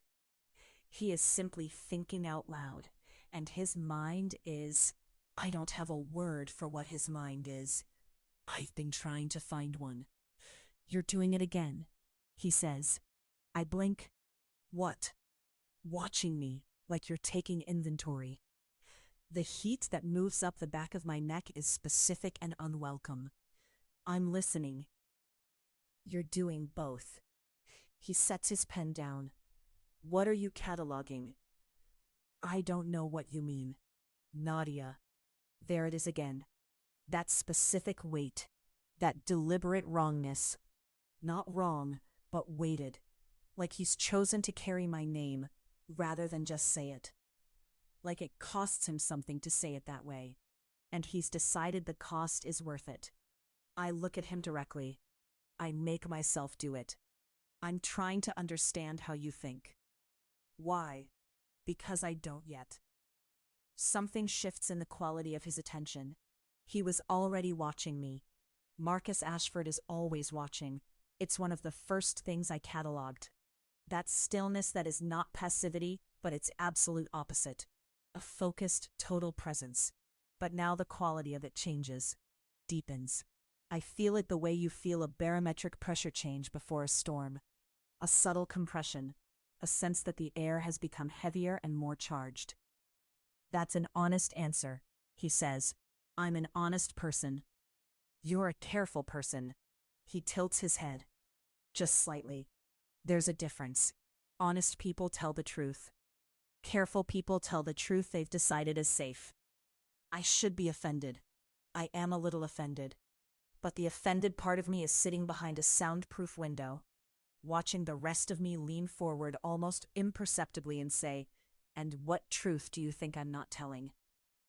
The pause before he answers is not hesitation. I've learned this about him too. His pauses are not Gatsby choices, deliberate spaces where he decides how much to give and how much to withhold. They are a form of power that I only recently recognized as such, because it took me this long to realize I'd been holding my breath through every single one of them. I think, he says, you don't have a name for what's happening between us, and the absence of a name makes you feel unsafe, and feeling unsafe makes you work harder and push back sharper. And all of that, he gestures, a small unhurried movement that somehow encompasses both of us. This room, the 47 pages between us, is a way of maintaining distance you've already decided you need. The specific physical reality of this moment. I can feel the cool of the glass surface against my palms. My breathing is even. I am making it even. Somewhere below the even breathing and the flat palms, something is pulling toward him with the quiet insistence of a current. Not violent, not dramatic, just constant. And I am working against it constantly. And I am so tired of pretending I am not. That's a lot of interpretation for a contract dispute, I say. We stopped talking about the contract 20 minutes ago. I know.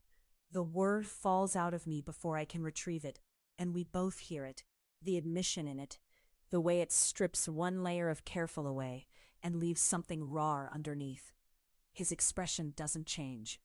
That's the thing about Marcus Ashford that I keep needing to learn again. He does not react to vulnerability the way I expect. He doesn't press forward. He doesn't leverage it. He simply receives it, with a quality of attention that I have only one word for, and the word is reverence, and it terrifies me. I want to ask you something, he says. You're going to anyway. I'm going to ask because I'm asking, not because I've decided the answer doesn't matter. I wait. What do you want from this? He is perfectly still. Not the job, not the partnership track, not the Meridian account. From this. Again, that small gesture, the impossible gesture that names the thing neither of us has named. The honest answer lives in the back of my knees and in the way his voice works on load-bearing parts of me. The honest answer is that I have been trying to inventory him, because understanding him feels like the only way to survive proximity to him. And I am beginning to suspect that understanding him will not, in fact, make me safer, that it will do precisely the opposite. That the more I understand the specific architecture of Marcus Ashford, the tenderness under the authority, the intelligence under the stillness, the way he looks at me like I am something worth the full weight of his attention, the more completely I will be ruined for anything else. The honest answer is that I don't know what I want, and I have always known what I want, and the not knowing is the most disorienting thing that has ever happened to me. I stop. He waits. He is so good at waiting.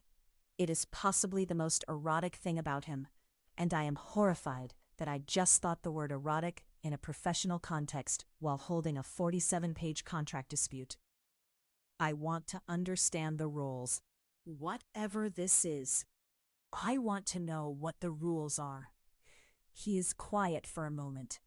Then, what if the first rule is that you tell me what you want before I tell you what I want? What if the whole structure of this starts with you?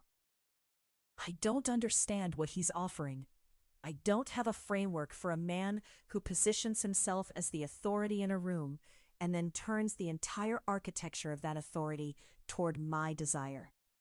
Who says the whole structure starts with you in a voice that is perfectly calm and somehow more destabilizing than anything loud or urgent has ever been. I don't know what I want yet, I say. It is the truest thing I've said in this room. I know. He stands, and somehow I hadn't anticipated that. The shift from stillness to movement catches me the way all his transitions do, a half-second of recalibration. He buttons one button of his jacket, picks up the folder, looks at me with that specific, weighted attention that makes my name feel different when he says it. That's not a problem, Nadia. That's a beginning. He walks to the door, opens it, holds it, not for me but to leave, except then he stops, half in the hallway, and turns back. And what's on his face is something I have absolutely no catalog entry for. Page 47, he says. Come back with a better argument, and come back having thought about what you want. A pause, his kind. All of it, not just the safe parts. He's gone. The room recalibrates without him, air settling back to ordinary pressure, light resuming its normal weight, and I sit in the quiet that he's left behind. Which is not really quiet at all, which is full of the specific warmth behind my knees, and the current I've been working against, and the unbearable, terrifying beginning of something I do not yet have a name for. I press my palms flat against the cool glass of the table. I breathe. I start thinking about what I want. Chapter 11, the first tie. I should not have come back to this room. That is the truth I have been refusing to look at directly, the way you refuse to look at the sun. Not because you can't, but because you already know what looking costs. I crossed the threshold of my own choosing. No one summoned me. No one made the case. I woke before dawn in the guest quarters he'd arranged on the floor below, lay in sheets that smelled of lavender and cedar and someone else's household. That decision is already done. What I'm standing in now is its consequence. His study is quiet in the way that large, serious rooms are quiet. Not empty, but held. The fire on the far wall has burned down to something amber and low, casting the room in a light that feels less like illumination and more like disclosure, like the room itself is leaning close to say something. The walls are dark walnut, lined with books that look actually read, spines cracked, a few lying open face down on the shelves, as though he set them aside mid-thought and never came back. There are maps framed under glass, a bronze figure on the corner of his desk I cannot identify in this light, a single glass of whiskey, poured and abandoned, the ice long melted. He has been here recently. He is not here now. I stand in the center of the room and breathe. The thing I have not let myself name is this. For 3 weeks, since the first time I walked into a room he occupied and felt the air rearrange itself, I have been collecting him in pieces. The width of his hands when they rest flat on a table, not restless, not performing stillness, just still, the way a thing is still when it has no need to prove itself. The register of his voice when he gives an instruction, which is lower than his regular speaking voice by a precise half note, intimate in a way that has no business being intimate. The specific quality of his attention when he looks at me, which does not feel like being watched. It feels like being read. I don't have a framework for what I am collecting. I wasn't built one. So I have been carrying the pieces around in my pockets, turning them over, telling myself I am simply observant. I hear him before I see him. Not footsteps. This house eats footsteps in its carpets. It was designed to be discreet. But the shift of air, the particular way a room adjusts when a body with a certain kind of gravity enters it. I do not turn around immediately. I make myself finish breathing out. I wondered, he says, whether you would. Not surprised that you're here. Not, what are you doing in my study at 4 a.m? He says, I wondered whether you would, as though he has been sitting somewhere in this house doing precisely that, wondering, and now he has his answer, and the answer satisfies him in a way I cannot fully read. I turn. He is standing in the doorway, and he has not dressed properly. This is the first time I had seen him unmade in any way. No jacket, his shirt untucked and the top 2 buttons open, his feet in dark wool socks on the hardwood at the edge of the carpet. He is holding a small glass of something amber that is not the abandoned whiskey on the desk, which means he poured a second one, which means he came back to this room from somewhere else tonight and is on his second measure of something, which means, what does it mean? I don't know. I am adding it to my pockets. You could have knocked, I say. The corner at his mouth does something. It's my study. I could have been anyone. You couldn't have, he says, and that is all he says about it. He crosses the room without ceremony, not toward me but past me, toward the fireplace, where he crouches and adds 2 pieces of wood from the iron rack beside the grate. I watch him do this. The muscles of his shoulders move under the linen of his shirt. His hands on the wood are careful and exact. When the fire catches and rises, the light rebuilds the room. Warmer now, more amber, less shadow. And he stands and looks at the fire for a moment before he looks at me. You came for something, he says. Not a question, an acknowledgement, a kind of permission, if I want to take it. The thing about what I came for is that I cannot say it in words because I do not have the words. I came because I woke at 4 a.m. with my pulse doing something strange and unhurried in my wrists and my throat and the shallow place below my sternum, and lying still in that lavender and cedar bed had started to feel like a form of dishonesty. I came because I have been making myself small in doorways and around dinner tables and along the edges of conversations that he leads with a particular elegant authority, and whatever was making me small had finally tipped over into something else, something that wanted to stop being small, and that something pointed me here without consulting the rest of me. I don't know how to say it, I tell him. He nods once, as if that is a perfectly reasonable answer, as if he has been waiting for exactly that particular honesty. He sets down his glass on the mantel. He does not move toward me. He looks at me across roughly 6 feet of firelit carpet, and he says nothing. And the nothing expands and expands, until it is the loudest thing in the room, until I am aware of every place on my body where my clothes rest against my skin, which is absurd, which is absolutely absurd. I am wearing a dressing gown. I tied it properly. I am a grown woman standing in a man's study having a perfectly adult conversation. Come here, he says. 2 words. The low register, the half note down. I go. Not quickly. I am not an eager thing. I have not lost that much of myself yet. But I cross the carpet, and I stand in front of him, and I look up at his face in the firelight, which is a face I have been memorizing without meaning to. The strong, broad lines of it, the deep brown of his skin catching the orange of the fire along his cheekbone and the line of his jaw, the darkness of his eyes that are not actually dark, are actually, I see it now, this close, a very deep amber, like the inside of something valuable. He lifts his hand and touches my face, not my jaw, not my chin, in the way that people tilt faces up in stories. His thumb, just his thumb, pressed flat and still against my cheekbone. That is all. He does not move it. He just holds it there with the full warmth of it, and I feel that warmth travel back through my cheekbone into my jaw and down my neck and into my chest, and I understand, finally, why I could not lie still. I have something I want to show you, he says. You can say no. What is it? Say no first, and then I'll tell you. Practice.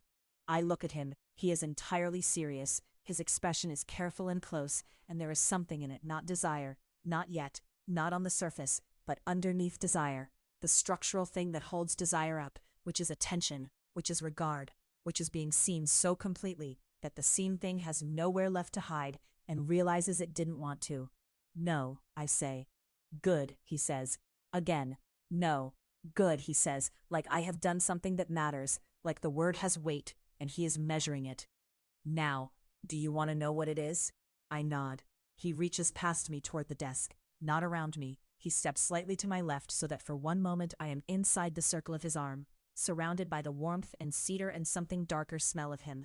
And when he straightens, he is holding something that takes me a moment to resolve in the low light. A length of silk ribbon, dark, burgundy maybe, or a very deep plum, 4 inches wide, perhaps 2 feet long. He holds it in both hands, loosely, and the silk catches the firelight and moves with it, alive in a way that a ribbon should not be alive. I look at it. I look at him. Your wrists, he says. Not a command, an offering placed in front of me to examine. Nothing more. Nothing more tonight. You choose. The thing happening inside my chest right now is not fear exactly, and it is not desire exactly, and it is absolutely both of those things at once, but that is still not entirely right, because underneath them both is something I have no word for, something that lives in the part of me that was awake at 4 in the morning, pointing me down the stairs toward this room. It is a recognition, like a door I did not know existed, swinging open on a hinge that has always been there. I am afraid of what is behind the door. I raise my wrists. He takes them in one hand first, both wrists encircled by his fingers, and he holds them for 3 full seconds without moving, just holds them, and I feel my own pulse against his grip like a separate conversation happening below the one we're having. Then he releases them, not dropping them, placing them back, and he shakes out the ribbon with a small, clean movement. He wraps it once, twice, not tight. I could slip free with one deliberate pull, and we both know it, and that is the point. I understand suddenly that is entirely the point, that this is not about constraint. This is about choice, about the decision to stay inside a thing you could leave, and the staying itself is the act. The staying is what changes something. He ties a knot that is more bow than knot, precise, elegant. The silk is cool and then worn, and against the inside of my wrists, it is the most specific thing I have ever felt, more specific than I expected something to feel, and I become suddenly and acutely aware of every vein in my wrists, the delicate whole architecture of me just beneath the skin. He raises my bound wrists between us and looks at them for a moment in the firelight. The expression on his face is not triumph. It is something closer to reverence, and that undoes me more than anything else that has happened in this room tonight.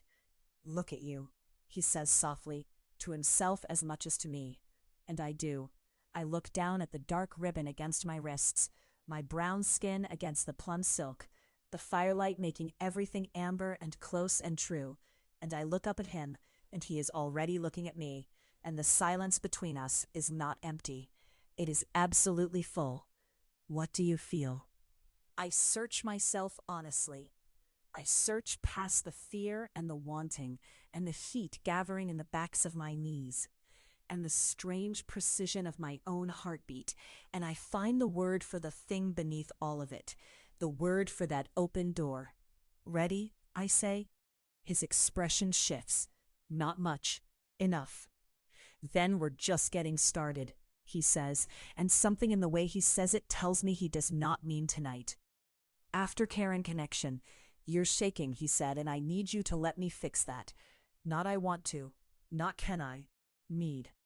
That word landed somewhere behind my sternum and stayed there. vibrating like a tuning fork struck against bone. I don't remember exactly when my hands stopped shaking. I know it was after he wrapped the blanket around my shoulders. Not a throw, not something decorative, but a real blanket, the kind that weighs something, thick and warm the way a held breath is worn, before you finally release it. I know it was before he pressed the mug into my palms and stood close enough that I could feel the heat radiating off his shirt, still against his chest, perfectly still the way only men who've learned patience by force know how to be still. I know it was somewhere in between those two things, and I cannot account for the exact moment because I wasn't paying attention to my hands anymore. I was paying attention to him. His name is Darius Ashford, 41. Architect by training, developer by empire. By reputation, a man who builds beautiful things and knows exactly what he's doing when he does it. His mother is from Lagos, by way of Atlanta. His father's family has been in Charleston since before the city remembered how to be embarrassed about certain things. He wears that history the way he wears everything else, without apology, with an elegance so deeply internal that it doesn't announce itself. It simply is. His skin is the color of dark amber over dark wood, complex in light, richer in shadow. When he moves with his whole body committed to the direction, no wasted motion, no hedging. Even now, crossing the room to pull a low chair closer to where I was sitting on the edge of his bed, he moved like that. Purposeful, unhurried, like time had agreed to wait on him. I have known this man for 11 weeks. I have been sleeping in his house, in this house, in the room at the end of the hall with the view I never asked for, and now cannot imagine living without. And for the past 6 days, I have been trying to understand what has been happening to me, because nothing in my previous 29 years gave me the vocabulary for it. Tonight was the 3rd time. "Drink," he said, nodding at the mug. Not a command, something softer than that. A redirect. I drank. Chamomile and something else. Rooibos, maybe, or something spiced. Warm in a way that was almost red-tasting, if that makes any sense, and it probably doesn't. But that was how my mind was working. Sideways, in colors. He sat in the chair he'd pulled close, forearms on his knees, watching me in that way he has, that I still haven't gotten used to. It's not surveillance. It's not assessment exactly. It's more like attention. Deliberate, unhurried attention. The kind that makes you feel like you're the most important thing in the room, when you are absolutely, objectively certain you are not a woman who has ever been the most important thing in any room. "Your breathing is still shallow," he said. "My breathing is fine. Naomi. Just my name. 2 syllables. Patient as stone." I drank more tea.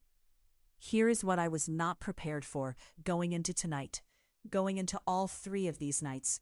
The after is harder than the during. During, my body takes over and my mind goes somewhere clean and quiet, somewhere without noise or edges or the low-grade static of living inside a life that never quite fit me right. During, I exist at a level of presence I genuinely did not know was available to me. I had not known before Darius that presence was something you could be more of. I thought I was present. I thought I was engaged with my own life. I was absolutely not engaged with my own life. But the after, the coming back, is the part that undoes me. Because coming back means the feelings have nowhere to go except directly into my chest, and I have to sit here in this blanket with this tea and this man watching me with his whole patient attention, and I have to decide what to do with the fact that I am not who I was before I walked into this room tonight. I am never who I was before. Every time. "Tell me where you went," he said. Standard check-in. He always asks. This is part of what he calls the landing. He says some people need to be talked back in, like planes in low visibility, and you need someone on the ground with a clear signal.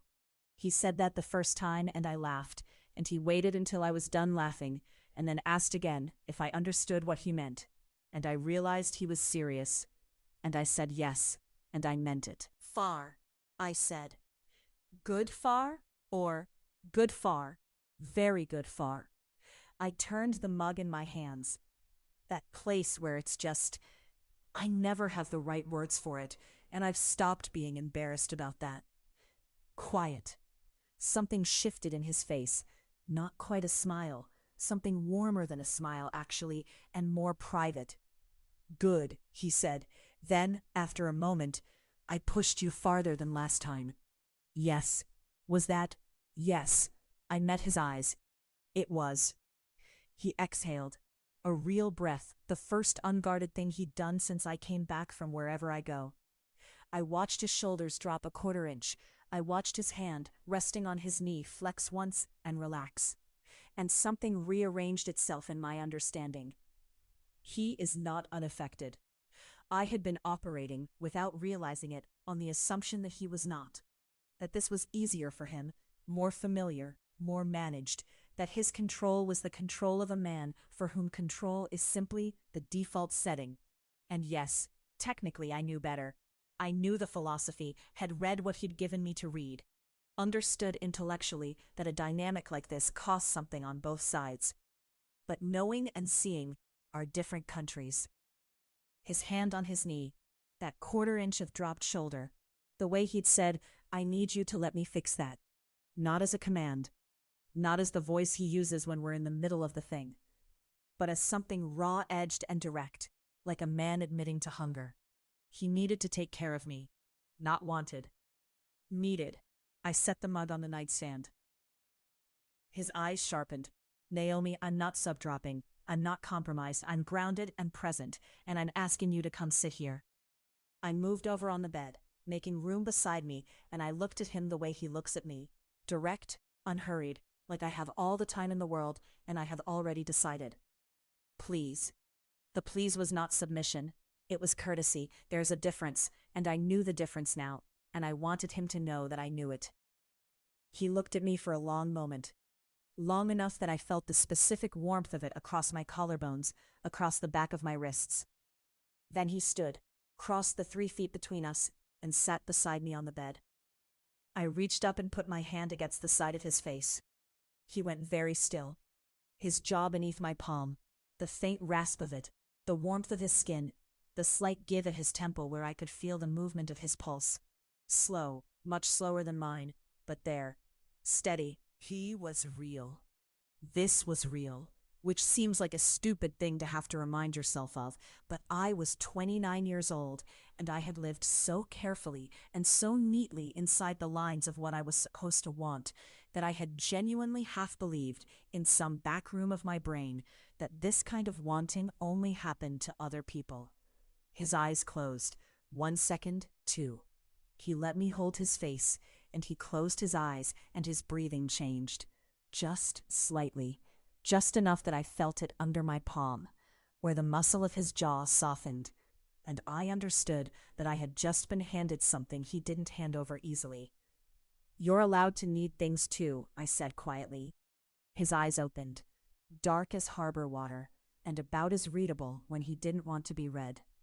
I know that, he said. Do you? Because every time we finish, you turn into a very efficient caretaking machine, and it's, I searched for the word, lonely. For you, I mean. I think it's lonely. The silence after that was the kind that has texture.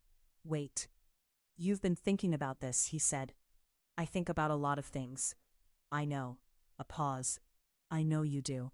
And the way he said it, low, careful, like a confession, told me that he'd been thinking about the fact that I think, that he'd been paying attention to the specific quality of my mind, not just the fact of it.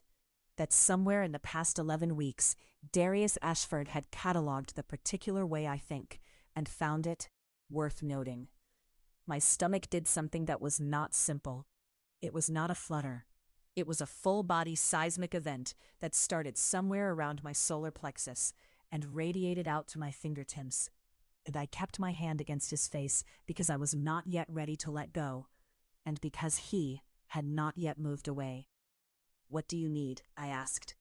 The corner of his mouth, not a smile yet, the precursor to one, the thing that happens in the architecture of his face before the expression fully commits. You keep turning my questions back on me. You keep being surprised by it, I am not surprised. He reached up and covered my hand with his larger hand over mine, pressing it more firmly against his cheek. I'm recalibrating. Good, I said. Recalibrate. We stayed like that for a while, him with his hand over mine, my palm against his face, both of us sitting on the edge of his bed, in the amber dark of his bedroom, where the only light was the lamp on the far table, low and warm. The city hummed its late-night frequency 27 floors below us, indifferent and enormous. He started talking. Not about the dynamic, not about what came next, not about protocol or progression or any of the careful architecture he had built around what we were doing. He talked about the building he'd lost the commission for years ago, the one that still lived in his sketchbooks, a community arts center in Southwest Atlanta that someone had decided wasn't profitable enough, and how he still sometimes pulled out those drawings when he couldn't sleep, and how he wasn't sure if that was grief or just stubbornness. I talked about my mother, which I hadn't planned to do, about how she raised me to be legible. That was the word I used, legible, and he tilted his head slightly like he was noting it. To be the kind of woman that could be easily read and easily filed and easily proud of. How I had been legible my whole life. How I was only now in this room with this man learning that I had never actually been translated. His thumb traced a slow arc across the back of my hand, and I wasn't sure he knew he was doing it. I decided not to tell him. It was close to 3 a.m. when I finally moved to lie down, and he reached over without discussion and turned off the lamp. And I felt the bed shift and dip beside me as he lay back against the headboard, not under the covers, still in his clothes, staying above the boundary the same way he always did, careful and deliberate, and I was now realizing, privately, quietly aching in ways he had not yet let himself say. I was going to make him say them. Not tonight, but soon. I knew how to be patient. I had learned it from watching him. I closed my eyes and I was almost asleep when he said, very quietly, as if to the ceiling, Naomi. The building. A pause. The one I told you about. I didn't open my eyes. I know, I said. That's why you told me. He didn't answer, but his hand found mine in the dark, and held on. And in the morning when I woke, I was going to have to reckon with what that meant. With what all of it meant, with the terrifying, incandescent, specific reality that this man had just handed me something from the locked room of himself. And I had taken it without flinching. And somewhere between the tea and the lamp going out and his voice saying my name in the dark, the question had stopped being, what is happening to me, and become something I was not ready to say out loud yet, but could no longer pretend I didn't know the answer to. And his hand held mine, and the city hummed, and I fell asleep thinking, he is not going to see this coming. Chapter 13, Breaking Societal Chains. You don't get to decide what I can carry. My voice comes out harder than I intend, and the word carry lands between us like something dropped from a height, irretrievable, already broken on the floor of his office. I am standing 3 feet from his desk, and my hands are shaking. Not with fear. That distinction matters to me, even if no one else would understand it. He doesn't flinch. That is the thing about Elliot Ashford. The thing I have been trying to build a wall around for 11 weeks and 4 days, not that I am counting, which I absolutely am. He doesn't flinch. Not at volume, not at the specific frequency of a woman who has learned that the louder she talks, the less room anyone makes for what she's actually saying. He just watches me, steady, like a barometer that has already registered the storm and is simply reporting the data. I didn't say what you could carry, Naomi. His voice is low, controlled, the kind of controlled that isn't absence of feeling. It's discipline of it, which is different, which is worse, which does something to the base of my spine that I refuse to examine right now.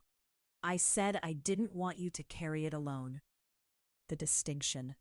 God, the distinction. I turn away from him and face the window because I need to stop looking at his face while I'm trying to be furious. Outside, the city is doing what the city always does. It doesn't care. 37 floors below us, people are moving in every direction at once, and no one knows that Naomi Clark is standing in a corner office arguing with a man about whether she is allowed to have limits.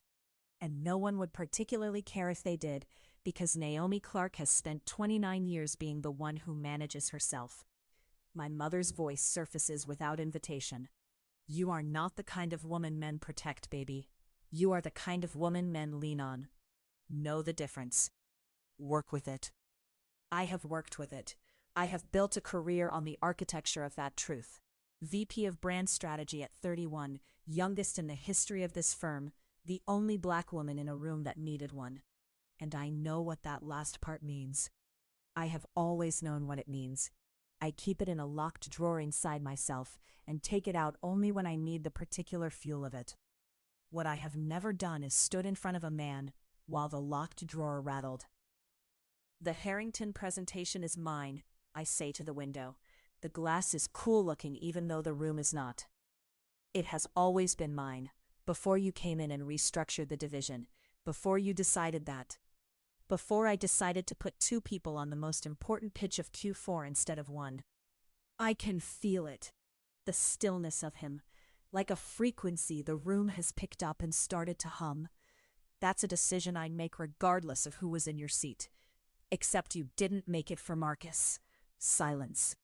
And there it is. The thing we have been circling for 40 minutes. I put it on the table and I don't take it back, because I am not a woman who takes back true things to make a room more comfortable. I hear him exhale, slow, deliberate. The sound of a man choosing his next words the way you choose which wire to cut. No, he says finally. I didn't. I turn back around. He is looking at me with something on his face that I do not have a category for. I have a very sophisticated internal filing system. I have built it over years of being in rooms where I had to read people faster than they expected me to. Amusement, condescension, attraction with an agenda, respect with a ceiling on it. The look on Elliot Ashford's face does not fit any existing file. He is sitting on the edge of his desk now. He moved while I was facing the window, and the shift in his position has changed the geometry of the room in ways I feel before I fully register them. His jacket is off. His sleeves are folded back to his forearms, and I am not going to think about his forearms. I am categorically not doing that, but the body notices things before the mind can stop it. He is a beautiful man in the way that some landscape is beautiful. Not decorative, but structural. The kind of beauty that has weight. His skin is a deep, even brown, the color of freshly turned earth after rain. And even in the ambient blue-gray light from the window, it catches a warmth that seems to come from somewhere internal. His shoulders hold a tension that I suspect has nothing to do with posture, and everything to do with the same thing my shaking hands are about. I hadn't wanted to notice that. I notice it anyway. You want to tell me what this is actually about? He asks, and the question is gentle in the specific way that only very careful people can be gentle, like they've removed the sharp edge on purpose. Like the sharpness was there, and the removal required effort. I just told you what it's about. You told me what it's adjacent to.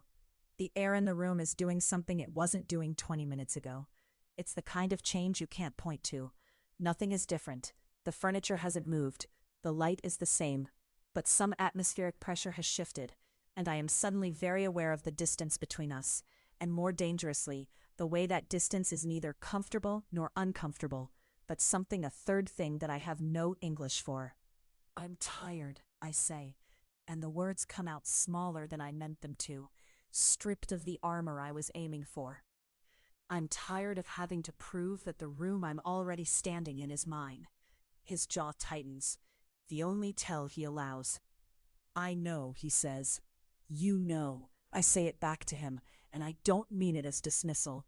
I mean it as a question about the word itself.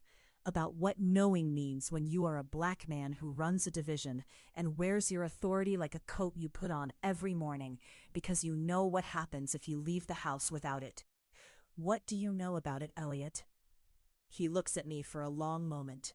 long enough that I stop waiting for the answer and start watching his face instead, which is a different kind of listening.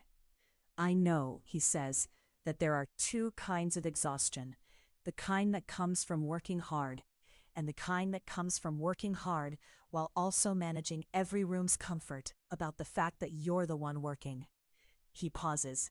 The second one doesn't show up on any metric. It doesn't get entered in performance reviews. It just accumulates.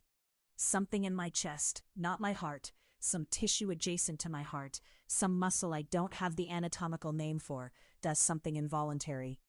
I feel it from the inside, a loosening, the specific physical reality of being seen by someone who has no reason to see you, except that they are paying the kind of attention that costs something. I don't know what to do with that. So why the change, I say, and my voice is quieter now.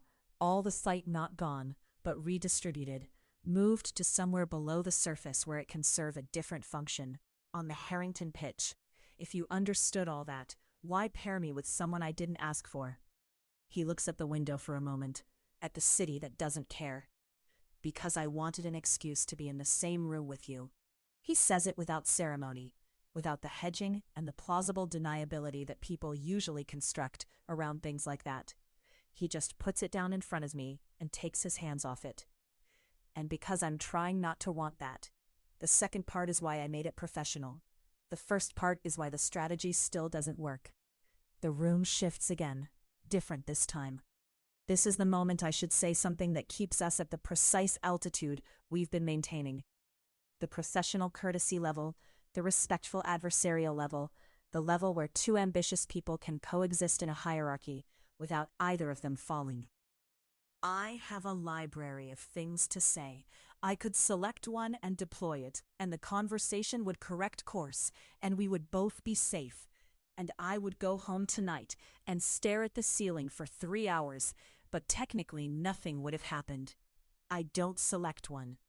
There are things I want, I say instead. And my voice is doing something I haven't authorized, a kind of resonance, like it's being played at a lower register than usual, that I don't have a framework for. He doesn't move. He is so still that the stillness becomes a kind of speech. What kind of things? He asks. The kind that don't fit in the life I've been building. I look at him. I make myself look at him directly because I was raised by a woman who believed that the bravest thing you can do is see clearly what you want and refuse to pretend it's something smaller. I know who I'm supposed to be in a room like this. I've known it since I was 19 years old and someone first put me in one. I know the rules. I know which ones are written down and which ones live in the walls. I pause. I don't know what to do in a room where someone keeps removing the walls. Something moves across his face, not the controlled kind of expression, the other kind, the involuntary kind, the kind that happens a half second before the discipline catches up. He stands, fully, and the shift in geometry happens again, except this time he takes 2 steps toward me and stops. Not close, not inappropriate, but close enough that I can smell the cedar and something warmer underneath it. Something that doesn't have a product name. Something that is just him. And I become immediately and specifically aware of the backs of my knees, which is an absurd place to feel anything. And yet, tell me about the life you're building, he says. Not what do you want. Not what are you afraid of. Tell me about the life you're building. Present tense, ongoing, as if it's something worth knowing about. As if he has cleared space in himself for the answer. And the thread that has been running through this whole conversation, the one I can feel but couldn't name, the thing that pulled tight when he moved his sleeves up, and tightened when he said, I wanted an excuse to be in the same room with you, and is now pulled taut enough to test the limits of its material. That thread doesn't break. It holds, which, I am learning, is more dangerous. I want to stop apologizing for the size of my ambitions, I say, to people who benefit from them. My voice doesn't shake. I am proud of that. I am also not only talking about the office. I want to be somewhere that doesn't require me to translate myself before I speak. I look at him. I look at the place on his face where the control lives, and the place just below it where it doesn't. I want to stop making myself smaller in rooms where I'm already the biggest thing in them. He looks at me for a long time.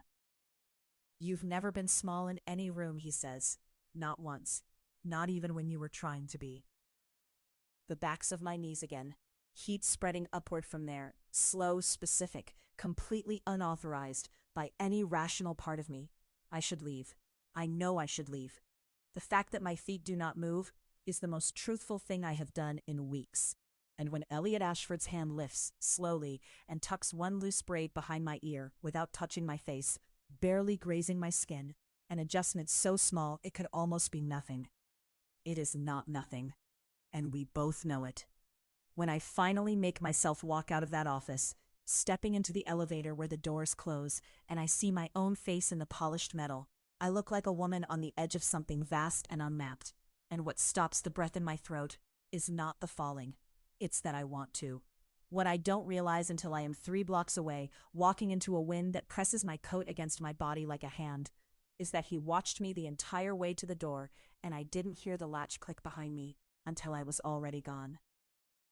Chapter 14. The Temptation of Revelry. There is a particular kind of exhaustion that has nothing to do with sleep. I have been awake for 36 hours, and I am not tired. I am vibrating. Some frequency I don't have a name for yet. Something that started in the base of my spine 3 days ago and hasn't stopped since. It hums when I eat. It hums when I shower. It hummed all through last night's gala when I stood in a room full of people who mattered and watched the door instead of the art, waiting for something I would not have admitted to wanting. He didn't come to the gala, and somehow that was worse than if he had. I am standing at my window at 11:45 at night, still in the dress I wore to dinner. Deep copper silk that my mother would call church inappropriate, and that Addie's called a statement. Watching the street below do what city streets do at this hour. Breathe a different air. Move differently.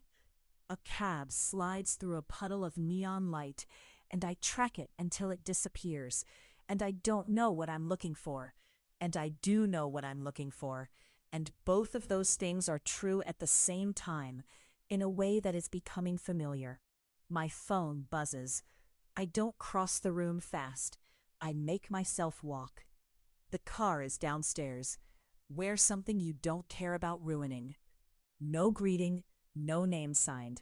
He has never once signed a text, as if he knows I already know, as if the idea that I might not know is something beneath consideration. What I should do is put the phone down, go to bed.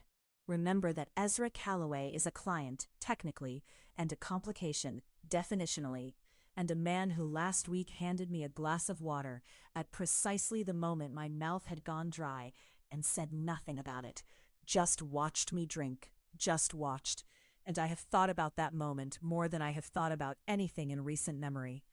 What I do instead is open my closet. The dress comes off. I find jeans, dark, worn at one knee, the kind I packed for Chicago as an afterthought because I'd imagined having a single casual afternoon that never materialized.